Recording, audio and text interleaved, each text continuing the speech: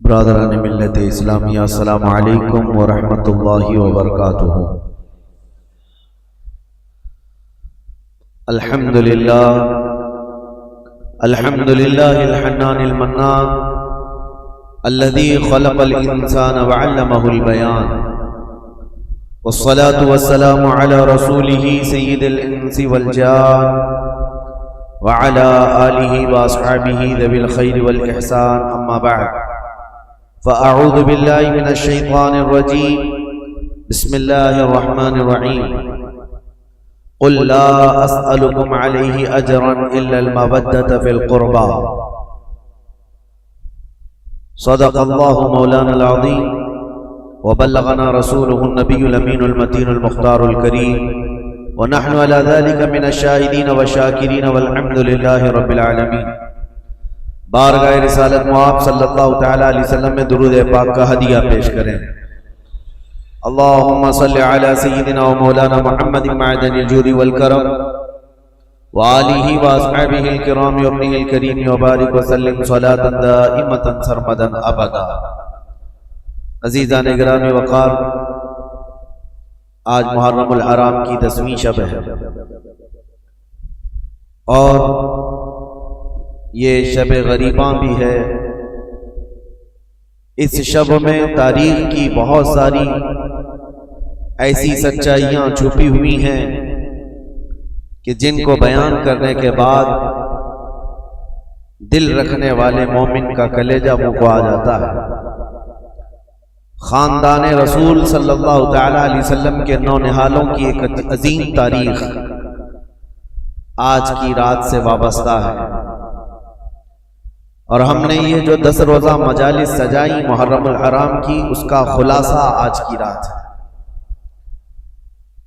کیونکہ ہر سال یہ 10 مجلسیں جو ہوتی ہیں پہلی محرم سے لے کر 10ویں تک، ہم ان میں الگ الگ موضوعات پر گفتگو کرتے ہیں، اور اس سال ہمارا یہ دستور تھا کہ تاریخ اسلام آپ کے سامنے رکھنی تھی، جو رسول کریم صلی اللہ تعالی علیہ وسلم کی بعثت سے پہلے، آپ کے اعلان نبوت سے پہلے سے لے کر جو عرب کے سیاسی، مذہبی، اخلاقی حالات اور پوری دنیا کے حالات اور دنیا کا، عرب کا جغرافیہ آپ کے سامنے رکھا، اور پھر نبی کریم صلی اللہ تعالی علیہ وسلم کی دعوت سے لے کر اسلام کی نشو و نما، ترویج و اشاعت بیان کی گئی۔ ان 10 روزہ مجالس میں پھر آپ نے چاروں خلفائے راشدین کے زمانے اور ان کے زمانوں میں ہونے والی فتوحات اسلامیہ اور عظیم عظیم کارنامے اس سال آپ کو سنائے گئے۔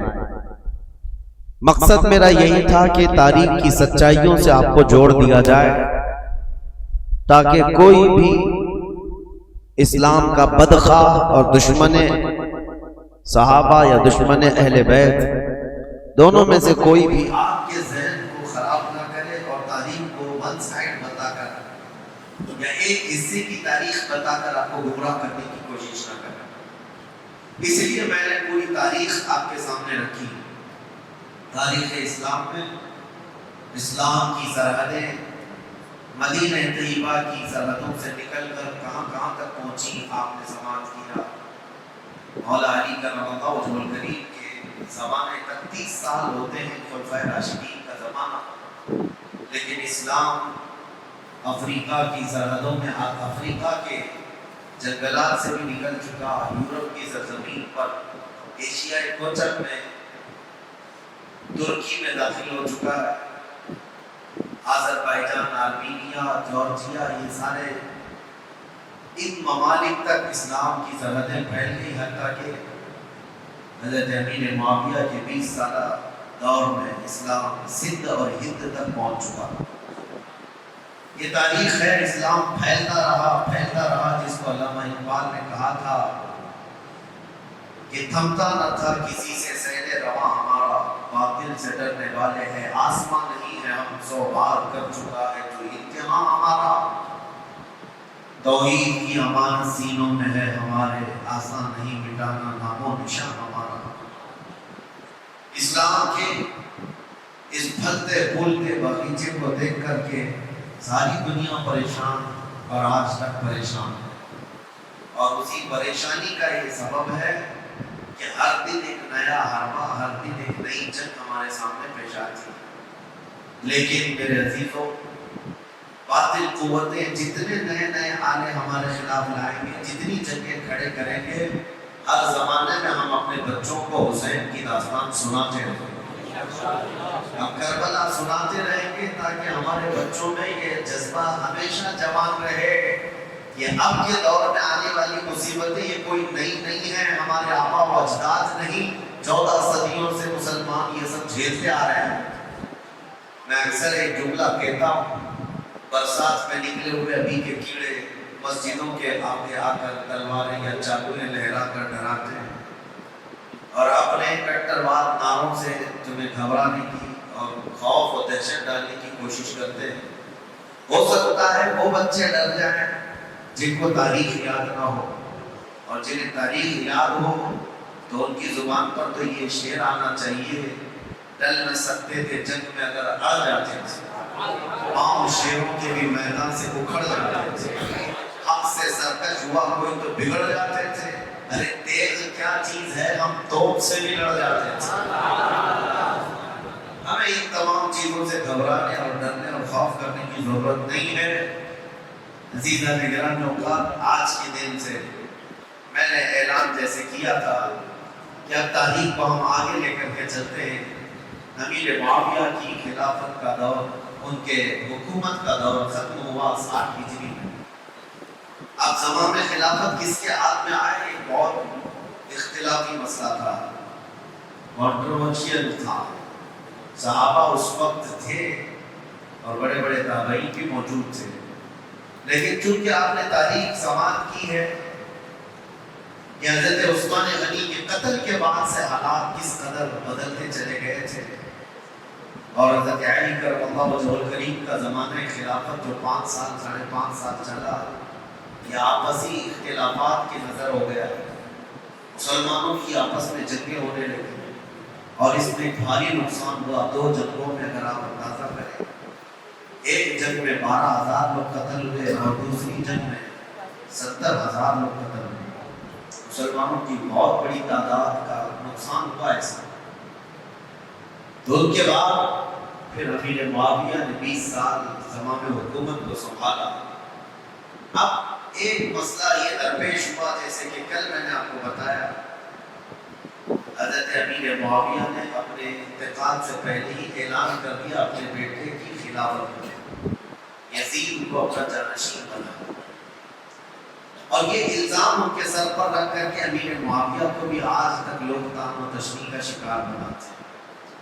حضرت امیر معاویہ تو بہت برا بھلا کہتے ہیں کہ یہ ساری ذمہ داری امیر معاویہ کے سر جاتی ہے۔ اگر وہ خلیفہ نہ بناتے یزید کو تو نہ کربلا ہوتا، نہ امام حسین شہید ہوتے، نہ ہی اتنے برے حالات ہوتے۔ یہ ساری چیزوں کے ذمہ دار امیر معاویہ ہیں۔ یہ سوال ایسا گردش کرتا ہے کہ ہمارے بھی بھولے بھالے لوگوں کے دلوں میں یہ بات آتی ہے کہ امیر معاویہ کو یہ نہیں کرنا چاہیے تھا، اپنے نالائق بیٹے کو خلیفہ کیسے مقرر کر دیا۔ پہلی چیز تو یہ ہے کہ کوئی ایک روایت بھی ایسی ثابت نہیں کہ جس میں امیر معاویہ یہ جان بوجھ کر کے کہ اس کا فسق و فجور، اس کی نالائقی ان کو معلوم تھی، اس کے باوجود بنایا، ایسی کوئی روایت نہیں۔ ان کے زمانے میں یا ان کے سامنے یزید کا فسق و فجور علل اعلان نہیں تھا، ورنہ تو وہ صحابی رسول ہیں۔ ان کے بارے میں اس طرح کا طعن و تشنیع کرنے سے صحابی رسول کے عدل پر اعتراض اٹھ جائے گا۔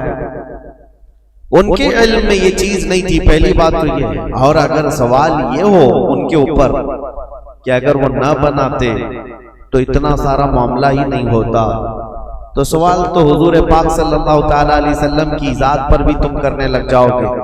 اعتراض کرنے والوں سے کہہ رہے ہیں کہ حضور صلی اللہ تعالیٰ علیہ وسلم تو مخبر صادق ہیں، غیب کی خبریں جاننے والے رسول کریم صلی اللہ تعالیٰ علیہ وسلم کو جبرائیل امین نے یہ امام حسین کے بچپن میں اطلاع دے دی تھی کہ ان کو آپ کی امت قتل کرے گی. یہ روایت تو سنیں نا. بچپن میں امام حسین کی شہادت کی خبر مشہور ہو گئی تھی. تو رسول کریم صلی اللہ تعالی علیہ وسلم کو یہ معلوم تھا کہ امام حسین شہید ہونے والے ہیں. تو کیا یہ نہیں معلوم ہوگا کہ کس کے ذریعے سے قتل ہونے والے ہیں؟ تو یزید کے ذریعے سے اگر امام حسین قتل ہونے والے معلوم ہیں حضور کو، تو حضور صلی اللہ تعالی علیہ وسلم امیر معاویہ کو بلا کے وصیت کر جاتے کہ اے معاویہ، جب تیرے گھر کوئی بیٹا پیدا ہو یزید، اس کو خلیفہ کبھی نہ بنانا ورنہ میرا نواسہ قتل ہو جائے گا. نبی کریم صلی اللہ تعالی علیہ وسلم نے امیر معاویہ کو اس طرح کی کوئی وصیت نہیں کی. تو اعتراض کرنے والے یہ بھی کر سکتے تھے یا یہ بھی کریں گے کہ رسول اللہ صلی اللہ تعالی علیہ وسلم نے وصیت نہیں کی معاویہ کو، جس کی وجہ سے کربلا جیسے حالات پیش آ گئے اور حسین اعظم کا قتل ہو گیا. بلکہ میں تو یہ کہوں گا جن کی عقل ٹھکانے پر نہیں ہے وہ تو یہ بھی اعتراض کریں کہ اللہ کی ذات پر اللہ نے یزید کو پیدا ہی کیوں کیا؟ کیا رب تعالیٰ نہیں جانتا تھا؟ اللہ رب العزت کے علم میں ہر شے ہے. معاملہ یہ ہے میرے عزیزوں، بہت سارے معاملات اگر تم کسی پرٹیکولر ایک ہی آدمی پر اعتراض کرو گے تو یہ حالات اور تقاضے کے مطابق نہیں ہے. بہت سارے معاملات ایسے ہیں جو اس روئے زمین پر صرف امتحان کے لیے لائے گئے ہیں. یہ دنیا دار العمل ہے، یہ دنیا دار الامتحان ہے. یہاں ہر کوئی اپنا امتحان دینے آیا ہے، اور جو سوالات اس طرح کی گردش کرتے کچھ ان کی طرف سے کچھ ان کی طرف سے. آپ کو پتا ہے اللہ کا کروڑوں احسان ہے کہ رسول کریم صلی اللہ تعالی علیہ وسلم کی حدیث یاد کرو. حضور صلی اللہ علیہ وسلم نے حضرت علی سے فرمایا تھا کہ اے علی، ایک جماعت ایسی ہوگی جو تم سے محبت میں مبالغہ کرے گی، غلو کرے گی، اوور کرے گی اور گمراہ ہو کر دوزخ میں جائے. اور ایک جماعت ایسی ہوگی جو تم سے دشمنی کرے گی، نفرت کرے گی اور وہ بھی دوزخ میں جائے گی. بس وہ لوگ جنتی ہیں جو درمیان میں ہیں. حضرت علی رضی اللہ تعالیٰ عنہ کی اتنا برابر بھی توہین نہیں کرتے اور ان کی محبت میں عقیدت میں اتنا غلو نہیں کرتے کہ ان کو نبی کے درجے تک پہنچائے. اور اس جماعت کا نام اہل سنت و جماعت. اور الحمدللہ ہمیں اس بات کا فخر ہے کہ ہم مولا کائنات علی مرتضیٰ کی تعظیم کرتے ہیں، تکریم کرتے ہیں، لیکن نبوت کے درجے تک نہیں پہنچاتے. اب یہ معاملہ اور کچھ جماعت ایسی ہے جو حضرت علی کا ہمیشہ تان و تشنیع کرتے رہتی ہے، گستاخیاں کرتی رہتی ہے. تو اے سنیو، تم فخر کرو، نہ تمہارا شمار اللہ نے کھٹملوں میں رکھا ہے نہ چوہوں میں رکھا ہے. الحمدللہ یہ رسول پاک صلی اللہ تعالی علیہ وسلم کے ان شعروں میں ہمارا شمار ہے جو حق بولتے ہیں اور ہر حق پر قائم رہتے ہیں. ہوتا یہ ہے کہ ادھر سے بھی ادھر سے بھی فساد مچایا جاتا ہے. حضرت علی کے خلاف کچھ جماعتیں بولتی ہیں، حضرت امیر معاویہ کے خلاف کچھ جماعتیں بولتی ہیں. اب حضرت علی رضی اللہ تعالیٰ عنہ اور کربلا کے واقعات کے متعلق جو لوگوں کو پیٹ میں درد ہے اور یہ کہتے ہیں، یہ مولانا لوگ بڑے بڑے واقعات سناتے ہیں، لمبی داستانیں سناتے ہیں، کربلا کے میدان میں یہ ہوا وہ ہوا. حسین اعظم کربلا کے میدان میں گئے تھے، ان کے سامنے ان کے بچے شہید ہو رہے تھے، کٹ رہے تھے. اور حسین کون ہے؟ رسول اللہ کے نواسے. حسین کون ہے؟ علی کے بیٹے. حسین کون ہے؟ فاطمہ کے جگر گوشت. ان کے ساتھ نسبتیں رضوان اللہ تعالی علیہ مجمعین. اتنے بڑے حسین اعظم اور صحابی رسول ہیں جس کے درجے کو کوئی غوث بھی نہیں پہنچ سکتا. یہ بات تو طے ہے. اب یہ سوال چوہوں کی طرف سے جو یہ کہتے ہیں کہ جب کربلا کے میدان میں وہ اپنے بچوں کو نہیں بچا سکے تو پھر کوئی غوث اور کوئی قطب کوئی ولی تمہارے پکارنے پر تمہاری مدد کیسے کر سکتے ہیں؟ تو ہمارا بھولا بھالا جوان جس کو پٹی پڑا دی جاتی وہ سمجھتا ہاں کربلا کے میدان میں جب حسین اپنے بچوں کو نہیں بچا سکے تو پھر دوسرے ولی کیا بچائیں گے، اور کیوں ہم دوسرے اولیاء کو پکاریں گے مدد کے لیے؟ یہ اس طرح کے شوشے چھوڑے ہوئے ہیں. پہلے تو ان ظالموں کو یہ جواب دو، حسین اعظم رضی اللہ تعالیٰ عنہ کو کربلا کے میدان میں جان بچانے کے لیے نہیں بھیجا گیا تھا بلکہ اپنی جان دے کر اسلام بچانے بھیجا گیا تھا. وہ وہاں جان بچانے نہیں گئے تھے بلکہ اپنی جان کی قربانی دے کر اسلام بچانے گئے تھے. اگر وہ کوشش فرماتے یقیناً پورا دریائے فرات ان کے قدموں پر موجیں مار رہا ہوتا. حقیقت بات ہے میرے عزیزوں، وہ دارالامتحان میں تھے. امتحان کے وقت وہ امت کو ایک عظیم درس دینے گئے ہوئے تھے. اس سے یہ ثابت نہیں ہوتا کہ وہ مدد نہیں کر سکتے، یہ مدد نہیں کر سکتے. ہم بغداد شریف میں تھے اور واپس آئے زیارت کی. ایک صاحب سے ہماری ملاقات ہوئی، انہوں نے کہا اچھا مولانا بغداد سے جا کر آ رہے ہیں، آپ کی جماعت تو غوث پاک کہتی ہے. کہا بالکل. کہا وہاں تو اتنے بم برس رہے ہیں، سنا ہے آپ نے؟ وہاں تو مسلمانوں کا قتل ہو رہا ہے، کتنے تو وہاں پر میزائل داغے جا رہے ہیں. کہا ہاں سنا ہے، ہو بھی رہا ہے، حقیقت ہے، ہم دیکھ کر کے بھی آئے. کہا تو پھر غوث کیا کر رہے ہیں آپ کے؟ کیا ان کو بغداد والوں سے محبت نہیں ہے؟ میں نے ان سے سوال کیا، غوث پاک کو بغداد والوں سے جتنی محبت نہیں ہوگی، اس سے کروڑوں درجے اللہ کو مومنوں سے محبت ہے. میں پوچھا اللہ کیا کر رہا ہے؟ یہ ولی کا مقام بعد میں ہے. اللہ کیا کر رہا ہے؟ کیا اللہ تعالیٰ کو ان مومنوں سے محبت نہیں ہے؟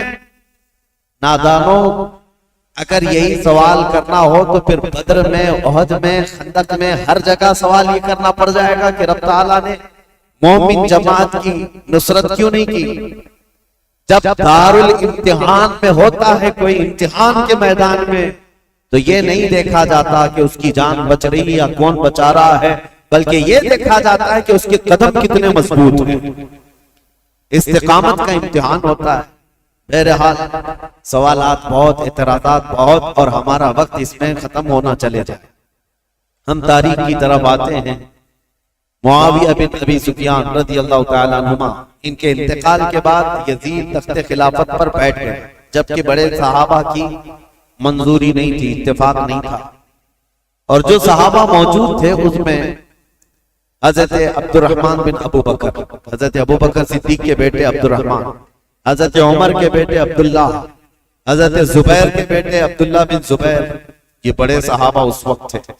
اور حضرت حسین ابن علی رضی اللہ تعالی، ان چاروں نے انکار کر دیا تھا کہ یزید کی تولیت یا اس کی خلافت کو ہم تسلیم نہیں کرتے.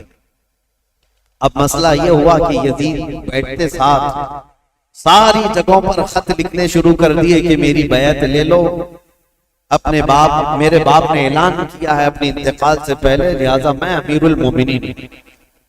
کوفہ میں، بصرہ میں، سب جگہ یزید کی بیعت شروع ہو گئی. اب مسئلہ آ جاتا تھا مدینے کا، اور یہ چاروں بڑے صحابہ مدینے میں تھے.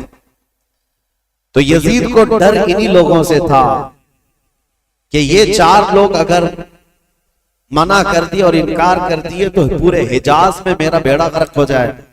اور ان چاروں میں کوئی ایک بھی کھڑا ہو گیا اپنے خلیفہ ہونے کا اعلان کرتے ہوئے تو آدھی دنیا ان کی طرف مائل ہو جائے گی. اس لیے کہ یہ چاروں بڑی عظمت والے ہیں. ایک صدیق اکبر کا بیٹا، ایک فاروق اعظم کا بیٹا، ایک حیدر کرار کا بیٹا، ایک عبدالزبیر رضی اللہ تعالیٰ عنہ کا بیٹا. تو یہ عشرہ مبشرہ کے بیٹے ہیں اور ان کی نسبتیں بھی بڑی ہیں. اور یزید کہاں، اس کی کون سی نسبت ہے؟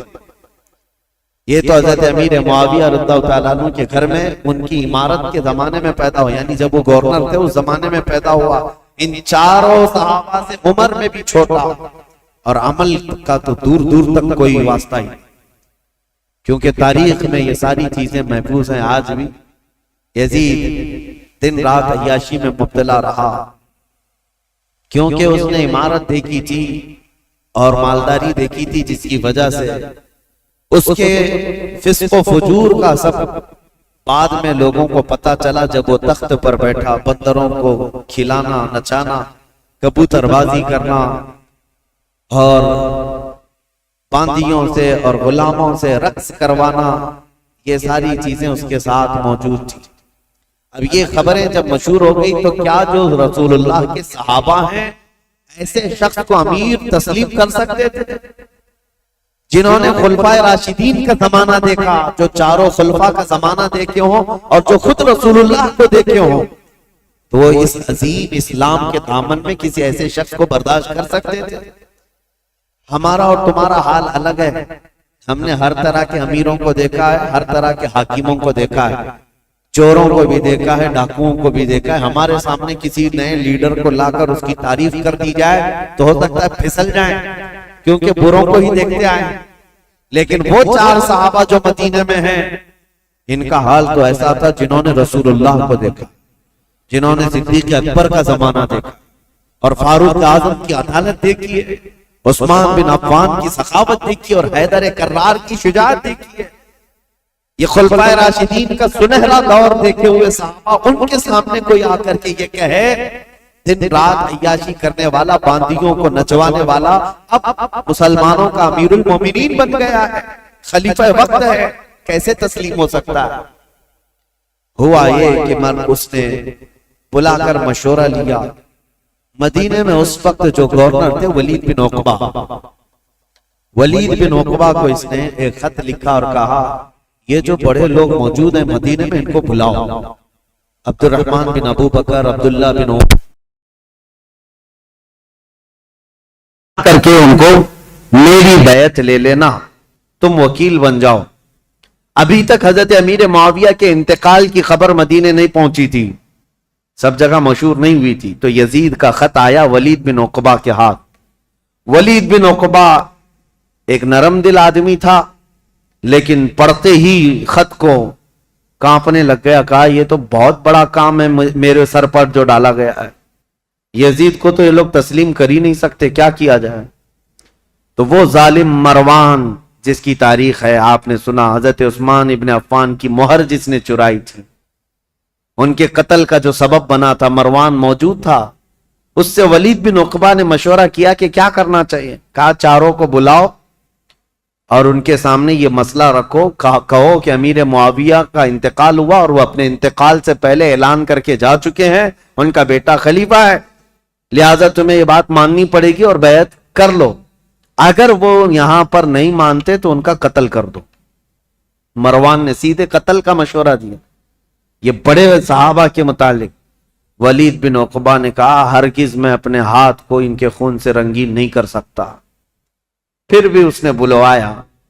یہ چاروں صحابہ کو جیسی بلایا گیا، حضرت حسین ابن علی رضی اللہ تعالی، اگرچہ مدینے کو خبر نہیں پہنچی تھی حضرت امیر معاویہ کے انتقال کی، لیکن چاروں کو احساس ہو گیا کہ گورنر اگر ہمیں بلا رہا ہے تو یہ ملک شام کی آئی ہوئی کوئی خبر ہے. وہ اپنی تیاری سے ہی گئے تھے. حضرت امام حسین اپنے چند ساتھیوں کو لے گئے تھے اور کہا میں اندر جا رہا ہوں، اگر آواز بلند ہو جائے تو تم آ جانا اور پھر معاملات طے کیے جائیں گے. حضرت حسین، حضرت عبداللہ بن زبیر، عبد الرحمن بن ابو بکر اور حضرت عبداللہ بن عمر، یہ چاروں دارالحکومت میں آئے، گورنر ہاؤس میں. اور اس وقت ولید بن عقبہ موجود تھا اور مروان بھی موجود تھا. اس نے خط پڑھ کر کے سنایا یزید کا خط آیا ہے اور وہ خلافت کا حقدار تھا، اس لیے امیر معاویہ نے اس کے خلیفہ ہونے کا اعلان کر دیا، لہذا میں اس کا وکیل ہوں، یزید امیر المومنین کی طرف سے میں تم سے بیعت لیتا ہوں. حضرت عبد الرحمن بن ابو بکر وہ موجود تھے اور یہ دونوں صحابہ عبداللہ بن زبیر، عبداللہ بن عمر، یہ کھڑے ہو گئے. کہا ہمیں ایک دن کی مہلت دے دو، ایک دن کی مہلت دے دو. وہ نکلے. حضرت امام حسین کو اس نے پکڑ لیا. کہا کیونکہ اسے پتا تھا کہ اب یہاں مضبوط خلافت کا کوئی دعوے دار ہے تو حضرت علی کے بیٹے ہو سکتے ہیں، کیونکہ ان کی طرف پوری دنیا مائل تھی. حضرت امام حسین سے پوچھا تو حضرت امام حسین نے کہا سب سے پہلی بات تو یہ ہے کہ ہم جیسوں کو یہ زیب نہیں دیتا کہ یزید جیسا شخص خلافت کے تخت پر بیٹھ جائے. ہمیں یہ زیب نہیں دیتا کہ ایسی کوئی خبر بھی ہم سنیں، کیونکہ یہ تخت خلافت کسی بادشاہ کا نہیں، یہ رسول اللہ کی نیابت کا ہے. رسول کریم صلی اللہ تعالی علیہ وسلم کی سنتیں جس کے اندر نہیں، وہ ان کی نیابت کیا کر سکتا ہے؟ تو ولید بن عقبہ نے کہا معاملہ گرم ہو جائے گا، حسین تو تیار نہیں۔ پھر کہا نہیں، آپ کو تو بیعت کرنا ہوگا۔ حضرت امام حسین نے کہا میں اس طرح چھپ کر بیعت کرنے والا نہیں، جب سارے مدینے والے سب لوگ بیعت کریں گے تب میں بھی علل اعلان آؤں گا، سب کے ساتھ آؤں گا، آج مجھے جانے دو۔ ولید بن عقبہ نے ان کو بھی جانے دیا، ٹھیک ہے۔ جیسے ہی یہ گئے، مروان بن حکم کھڑا ہوا اور کہا ولید بن عقبہ کو، کہا کہ تو نے بہت بڑا موقع گنوا لیا، آج ان کو قتل کر دینے کا سب سے بہترین موقع تھا، تو گنوا لیا، اور تو آج ان سے بیعت نہیں لے سکا۔ مروان کہہ رہا ہے دیکھ لینا زندگی پر اب تجھے حسین سے بیعت کبھی نہیں مل سکی، ایک بار وہ یہاں سے جا چکے ہیں، حسین کبھی بھی بیعت نہیں کر سکتے، تیرے لیے اچھا موقع تھا۔ ولید بن عقبہ نے کہا میرے لیے ساری دنیا آ جائے لیکن میں حسین کے خون سے اپنا ہاتھ رنگین نہیں کر سکتا، اس لیے کہ وہ رسول اللہ کی قرابت دار نواز ہیں۔ تو مروان بن حکم نے ولید بن عقبہ کی شکایت لکھ کر کے بھیجی یزید کے پاس کہ اس کی نرم دلی کی وجہ سے یہ چاروں چلے گئے۔ اور ہوا کیا، عبداللہ بن زبیر اور عبداللہ بن عمر رات کے وقت ہی اپنا سامان لیے اور مکہ چلے گئے، مدینہ طیبہ چھوڑ کر چلے گئے کہ دوسرے دن پھر یہ گورنر بلائے گا اور زبردستی کرے گا، لیکن مکہ میں جائیں گے تو حرم پاک میں خانہ کعبہ کے اطراف کوئی کسی کو زور زبردستی نہیں کر سکتا جو حرم میں جائے گا، جنگ بھی حرام ہے، قتل و قتال بھی حرام ہے۔ تو یہ صحابہ وہاں چلے گئے اور وہاں جا کر انہوں نے پناہ لی۔ اب امام حسین مدینہ میں تھے، دوسرا دن آیا تو پھر دوسرے دن پھر اس نے بلایا ولید بن عقبہ نے، کیا ہو؟ امام حسین رضی اللہ تعالیٰ عنہ نے آج پھر کہا کہ نہیں، میں اس بیعت کے لیے راضی نہیں ہوں اور مجھے زور زبردستی نہ کیا جائے۔ ولید بن عقبہ نے کہا اے حسین ابن علی، میں آپ کی تعظیم کرتا ہوں، آپ کی عزت کرتا ہوں، لیکن میرے اوپر ملک شام کا حکم آیا ہے، پریشر میں ہے، میرے اوپر دباؤ ہے، لہٰذا ایک ہی راستہ ہے کہ آپ یا تو میرے اس شہر میں یا حدود میں نہ رہیں جہاں میری گورنری ہے، یا تو بیعت کر لیجیے۔ امام حسین نے کہا میں شہر تو چھوڑ دوں گا لیکن بیعت نہیں کروں گا۔ اور کون سے شہر چھوڑنے کی بات؟ مدینۃ الرسول۔ امام حسین اپنے خاندان والوں کو آ کر بتاتے ہیں، اور امام حسین نے اہل بیت کے گھرانے میں یہ بات بتائی کہ آج ہمارے لیے ایسی حالت آ گئی ہے، مدینے میں رہنا ہے تو ہمیں اس کی بیعت قبول کرنا ہوگا اور اس کو امیر المومنین تسلیم کرنا ہوگا، یا تو پھر مدینے سے باہر نکل کر جیسے میرے دو بھائی مکہ چلے گئے، عبداللہ بن زبیر اور عبداللہ بن عمر، اسی طرح مجھے بھی مکہ حرم کعبہ میں جانا ہوگا۔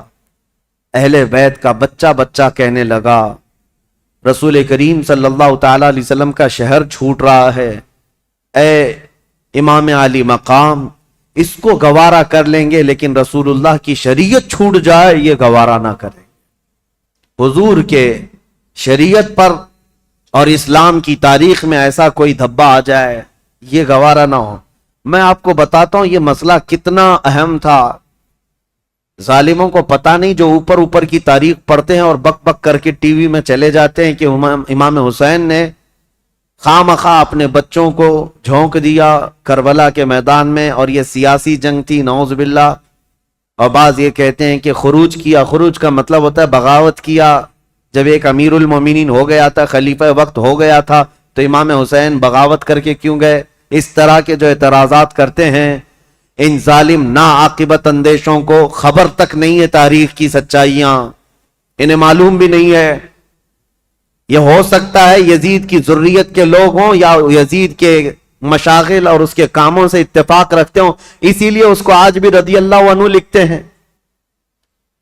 آج بھی ایسی قوم موجود ہے، ایک طرف رسول اللہ کا پورا گھرانہ ہے، کیا امام حسین جن کو رسول کریم صلی اللہ تعالی علیہ وسلم نے اپنی گود میں رکھ کر پالا ہو، بلکہ سیدنا ابو ہریرہ سے روایت ہے کہ حضور صلی اللہ تعالی علیہ وسلم امام حسین کا لعاب پاک، امام حسین کا لعاب تھوک خود حضور صلی اللہ علیہ وسلم اس طرح چوستے تھے، حدیث کے الفاظ ہیں کہ یمتص رسول اللہ صلی اللہ تعالی علیہ وسلم لعاب الحسین کما یمتص التمر، حسین کا لعاب رسول اللہ ایسے چوستے جیسے کوئی کھجور چوس رہا ہو. جس کے حلق میں نبی کریم صلی اللہ تعالی علیہ وسلم کا لعاب پاک گیا ہو، کیا وہ ناحق فیصلہ کرے گا؟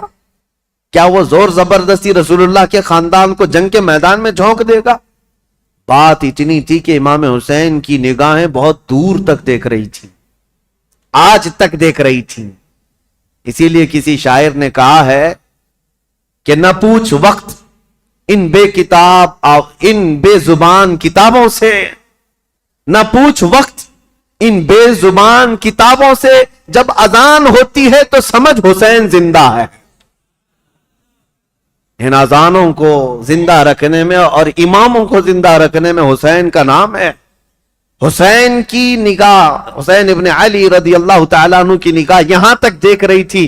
مسئلہ اتنا نہیں تھا خلافت کا، بلکہ میں تو کہتا ہوں ہر آدمی کے پاس جب یہ آپشن رکھ دیے جائیں کہ آپ کے بچے محل میں رہیں گے، آپ کا فیوچر حسین ہے، وزارت ملے گی، سب کون چھوڑتا ہے؟ اگر امام حسین مان لیتے، جانتے ہو یزید کتنی خاطر مدارات کرتا، امام حسین کے لیے بہت بڑا مقام رکھتا، ان کے لیے نذرانے، وظیفے اور ان کے گھرانے کے لیے شاہانہ انداز میں سارے انتظامات رکھتا. کیونکہ جس سے خطرہ تھا جب وہ اس کے مطیع و فرمان بردار ہو جاتے تو حسین ابن علی رضی اللہ تعالیٰ عنہ کے لیے یزید خزانے کھول دیتا. اور یہ امام حسین کو معلوم تھا کہ میرے مان لینے سے یزید تو میرے لیے خزانے کھول دے گا. لیکن امام حسین کی نگاہیں بہت دور تک دیکھ رہی تھی، آج تک کے لیے دیکھ رہی تھی. آج میں آپ سے پوچھتا ہوں میرے عزیز، یہ مسلح امامت ہے. نماز پڑھنے والے جیسے بھی ہوں، مقتدی ہزار قسم کے آتے ہیں، کوئی داڑھی چلا، کوئی ٹوپی کے بغیر، کوئی پتہ نہیں کیا کیا چیزیں کیا ہوا، سب آتے ہیں، ان کو کوئی نہیں پوچھتا. لیکن امامت کے مصلے پر جو کھڑا ہے اس کے اوپر سے نیچے تک ساری چیزیں دیکھتی ہے آج بھی قوم. اگر کوئی شخص چوری میں مشہور ہو جائے تو میں آپ سے کہتا ہوں کیا چور کو آپ اپنا امام بنا لیں گے مسجد کا؟ کسی کا زنا مشہور ہو جائے تو کیا آپ اس کو امام بنا لیں گے؟ نہیں. آپ یہ کہیں گے میں جیسا تیسا ہوں لیکن امام نہیں. امام ایسا نہیں. چور، ڈاکو اور لٹیرا ہم امام نہیں بناتے. میرے عزیزو، یہ جو تمہارے اندر فکر ہے یہ حسین ابن علی کی دی ہوئی ہے، یہ صدقہ ہے امام علی مقام کا، احسان ہے ان کا پوری دنیا میں. انہوں نے یہ چھاپ چھوڑی ہے کہ ہم آج مسجد کے اس مصلے کے لیے بھی پرہیزگار ڈھونڈتے ہیں اور شریعت کا پابند ڈھونڈتے ہیں. اگر امام حسین اس وقت یہ کر جاتے، یزید کے ہاتھ میں دے کر بیعت کر لیتے، تو آج کوئی بھی اس بات کو دلیل بنا لیتا میاں آپ فلاں امام پر اعتراض کر رہے ہیں، رسول اللہ کے نواسے نے امام مان لیا تھا شرابی کو، تو ہم کیوں نہیں امام بنا سکتے؟ ہر ایک کے لیے دلیل بن جاتی. اسی لیے میرے عزیزو، خالی وہ وقتی جنگ نہیں تھی، قیامت تک کے لیے فیصلہ تھا، قیامت تک کے لیے دلیل بننے والا تھا ان کا عمل. اسی لیے امام حسین کو بہت بڑا فیصلہ لینا پڑا، بہت بڑا فیصلہ لینا پڑا. اگر میرے نکلنے سے صرف میرے گھر کا ہی مسئلہ تھا تو یہ الگ بات ہے، لیکن میرے نکلنے سے آنے والی نسلوں کے لیے بھی ہے تو مجھے 1000 بار سوچنا پڑے گا. امام حسین کے سامنے یہ چیلنج تھا کہ وہ رسول اللہ کے نواسے جن کے لیے میرے آقا نے یہ فرمایا حسین منی وانا من الحسین، حسین مجھ سے ہیں اور میں حسین سے ہوں. اس کا مطلب یہ ہے رسول اللہ کی شریعت حسین سے ہے، رسول اللہ کا دین حسین سے ہے.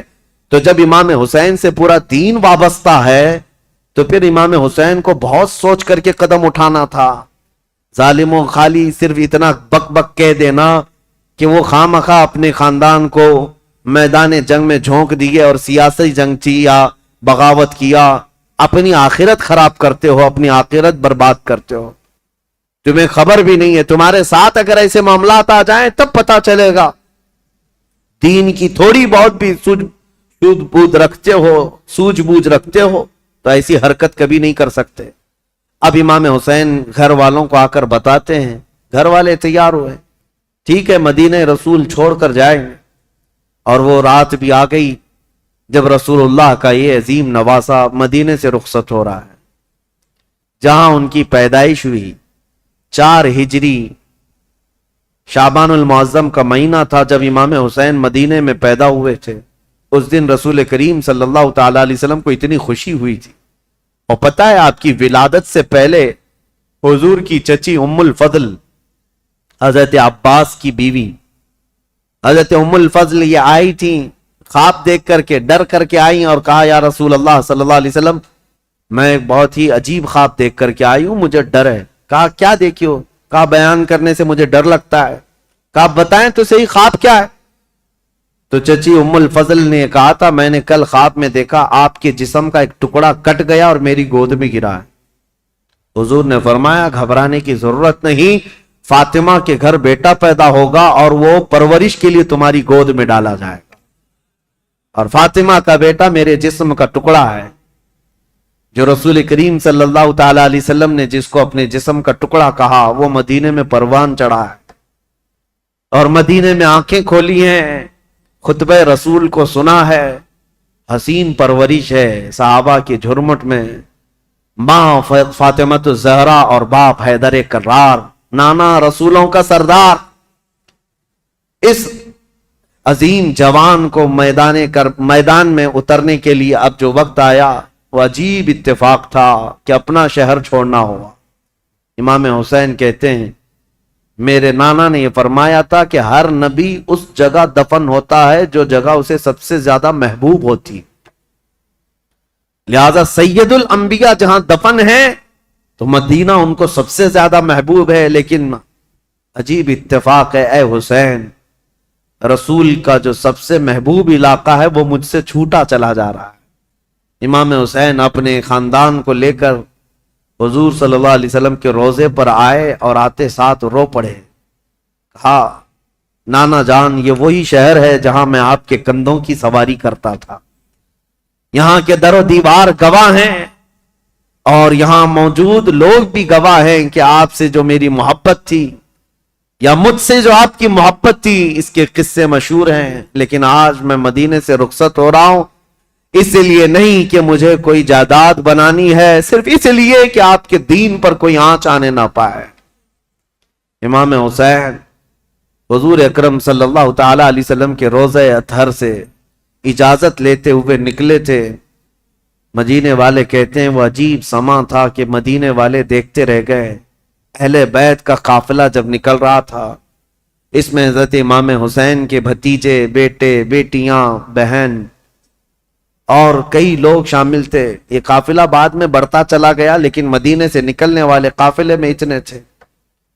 اور پھر امام حسین اپنی والدہ ماجدہ سیدہ کائنات فاطمہ الزہرا کی قبر کے پاس آئے اور بے اختیار رو پڑے، اپنی ماں کو آخری مرتبہ سلام کہہ رہے تھے۔ مدینے والے کہتے ہیں کہ حسین کا جانا ہم نے دیکھا تھا، حسین واپس مدینے کبھی نہ آئے، اور مدینے والے روکتے رہے کہ ہم آپ کی بیعت بھی کریں گے اور آپ کی حمایت بھی کریں گے، آپ مدینے سے نہ جائیں۔ کئی لوگ آپ کے جبے کو تھام کر پکڑے ہوئے تھے، کہا ہم آپ کو چلتا پھرتا دیکھتے ہیں تو رسول اللہ کی یاد آتی، ہم آپ کو یہاں محسوس کرتے ہیں تو ہمیں نبی پاک کی خوشبوئیں محسوس ہوتی ہیں، آپ اگر مدینہ خالی کر کے جائیں تو ہمیں بتائیں رسول اللہ کے گھر میں اب بچا کون؟ آپ کے بھائی شہید ہو چکے، امام حسن، آپ کے باپ بھی نہیں ہیں، رسول اللہ کے گھر کی ایک نشانی آپ ہیں اور آپ جا رہے ہیں اور اپنی اولاد کو بھی لے جا رہے ہیں۔ کیا مدینہ رسول اللہ کے گھر سے خالی ہو جائے گا؟ اگر رسول اللہ کا گھر یہاں نہیں ہے تو پھر کس کا گھر رہے گا؟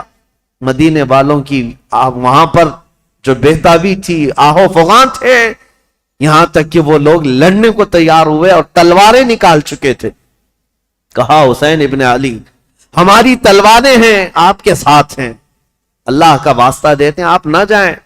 امام حسین نے ایک ہی جملہ کہا میں رہ تو جاؤں گا تمہاری باتوں پر، لیکن کل کو جو عیاش لڑکا بیٹھا ہوا ہے تخت خلافت پر یعنی یزید، یہ مقابلے کے لیے مدینہ بھی فوج بھیج دے گا، اور حرم رسول کو میں مسلمانوں کے خون سے رنگین نہیں کر سکتا۔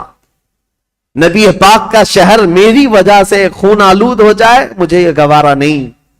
میں میرے نبی پاک کے شہر کا حد درجہ احترام کرتا ہوں، مجھے جانے دو۔ یہ قافلہ مدینے والوں کی آنکھوں سے اوجھل ہو گیا۔ مدینے والے کہتے ہیں راتوں کی نیند غائب ہو گئی، ہمارا چین و سکون غرق ہو گیا۔ ہم اہل بیت کے اس گھر پر آتے تھے جو رسول اللہ کے حجرے سے لگا ہوا تھا، جہاں کبھی سیدہ کائنات فاطمہ الزہرا رہا کرتی تھی۔ حضرت فاطمہ کا وہ مکان جو آج رسول اللہ کی جالیوں کے اندر آ گیا ہے، اہل مدینہ کہتے ہیں اس گھر کے اطراف ہم گھومتے تھے، اس لیے کہ ہمیں پتہ ہے اس گھر کی تاریخ، کہ حضور اگر اس گھر کے اندر بیٹھے ہوتے اور قرآن اترنا ہوتا تو جبرائیل دروازے پر کھڑے ہو کر پہلے اجازت لیتے، پھر گھر میں آتے تھے۔ دوسری جگہوں پر جبرائیل امین براہ راست حضور پر وحی لے کر آتے تھے، آیتیں لے کر آتے، لیکن جب فاطمہ الزہرا کے گھر میں حضور ہوتے تھے تو جبرائیل اجازت لے کر آتے تھے۔ اہل مدینہ کہتے ہیں وہ گھر خالی ہو چکا تھا، اس گھر کے اندر اب کوئی نہیں تھا۔ اہل بیت نبوت کا یہ گھرانہ، رسول اللہ کا یہ خاندان سب چل پڑا تھا۔ مدینے والے کہتے بھی تھے کہ کیسا وقت آ گیا کہ آج نبی پاک نے جس مدینے کو عظمت کا بلند مقام دے دیا، اس مدینے میں ان کے ہی گھر کے لوگ رہنے کے لیے آج پریشان کیے جا رہے ہیں، ستائے جا رہے ہیں، اور یہاں سے ہجرت کرنے پر مجبور کیے گئے۔ امام حسین ابن علی رضی اللہ تعالیٰ اپنے خاندان سمیت نکل کر کے مکہ مکرمہ پہنچے۔ شعبان المعظم کا مہینہ تھا، تقریباً 4 تاریخ تھی جو حضرت امام حسین کی پیدائش کی تاریخ۔ جب تقریباً 4 شعبان کی تاریخ 4 شعبان کو مکہ مکرمہ میں داخل ہوئے، مکہ والوں نے شاندار استقبال کیا۔ عبداللہ بن زبیر بھی وہاں تھے، عبداللہ بن عمر بھی وہاں تھے۔ انہوں نے کہا حسین ابن علی آپ آ گئے مدینے سے سلامتی کے ساتھ، اہلاً و سہلاً مرحبا، آپ کے لیے مبارکبادی ہو۔ ولید بن عقبہ سے، مروان بن حکم سے، یزید سے آپ نے جان بچا لی، اب امن و امان میں آپ رہیں۔ مکہ مکرمہ میں یہ خاندان نبوت، اہل بیت کا گھرانہ خوشحالی کے ساتھ رہ رہا تھا، لیکن برا ہو ان کوفی شیعوں کا۔ شیعان علی ایک جماعت ہے جو بعد میں چل کر شیعہ کہتے ہیں نا، شیعہ کا مطلب حمایتی۔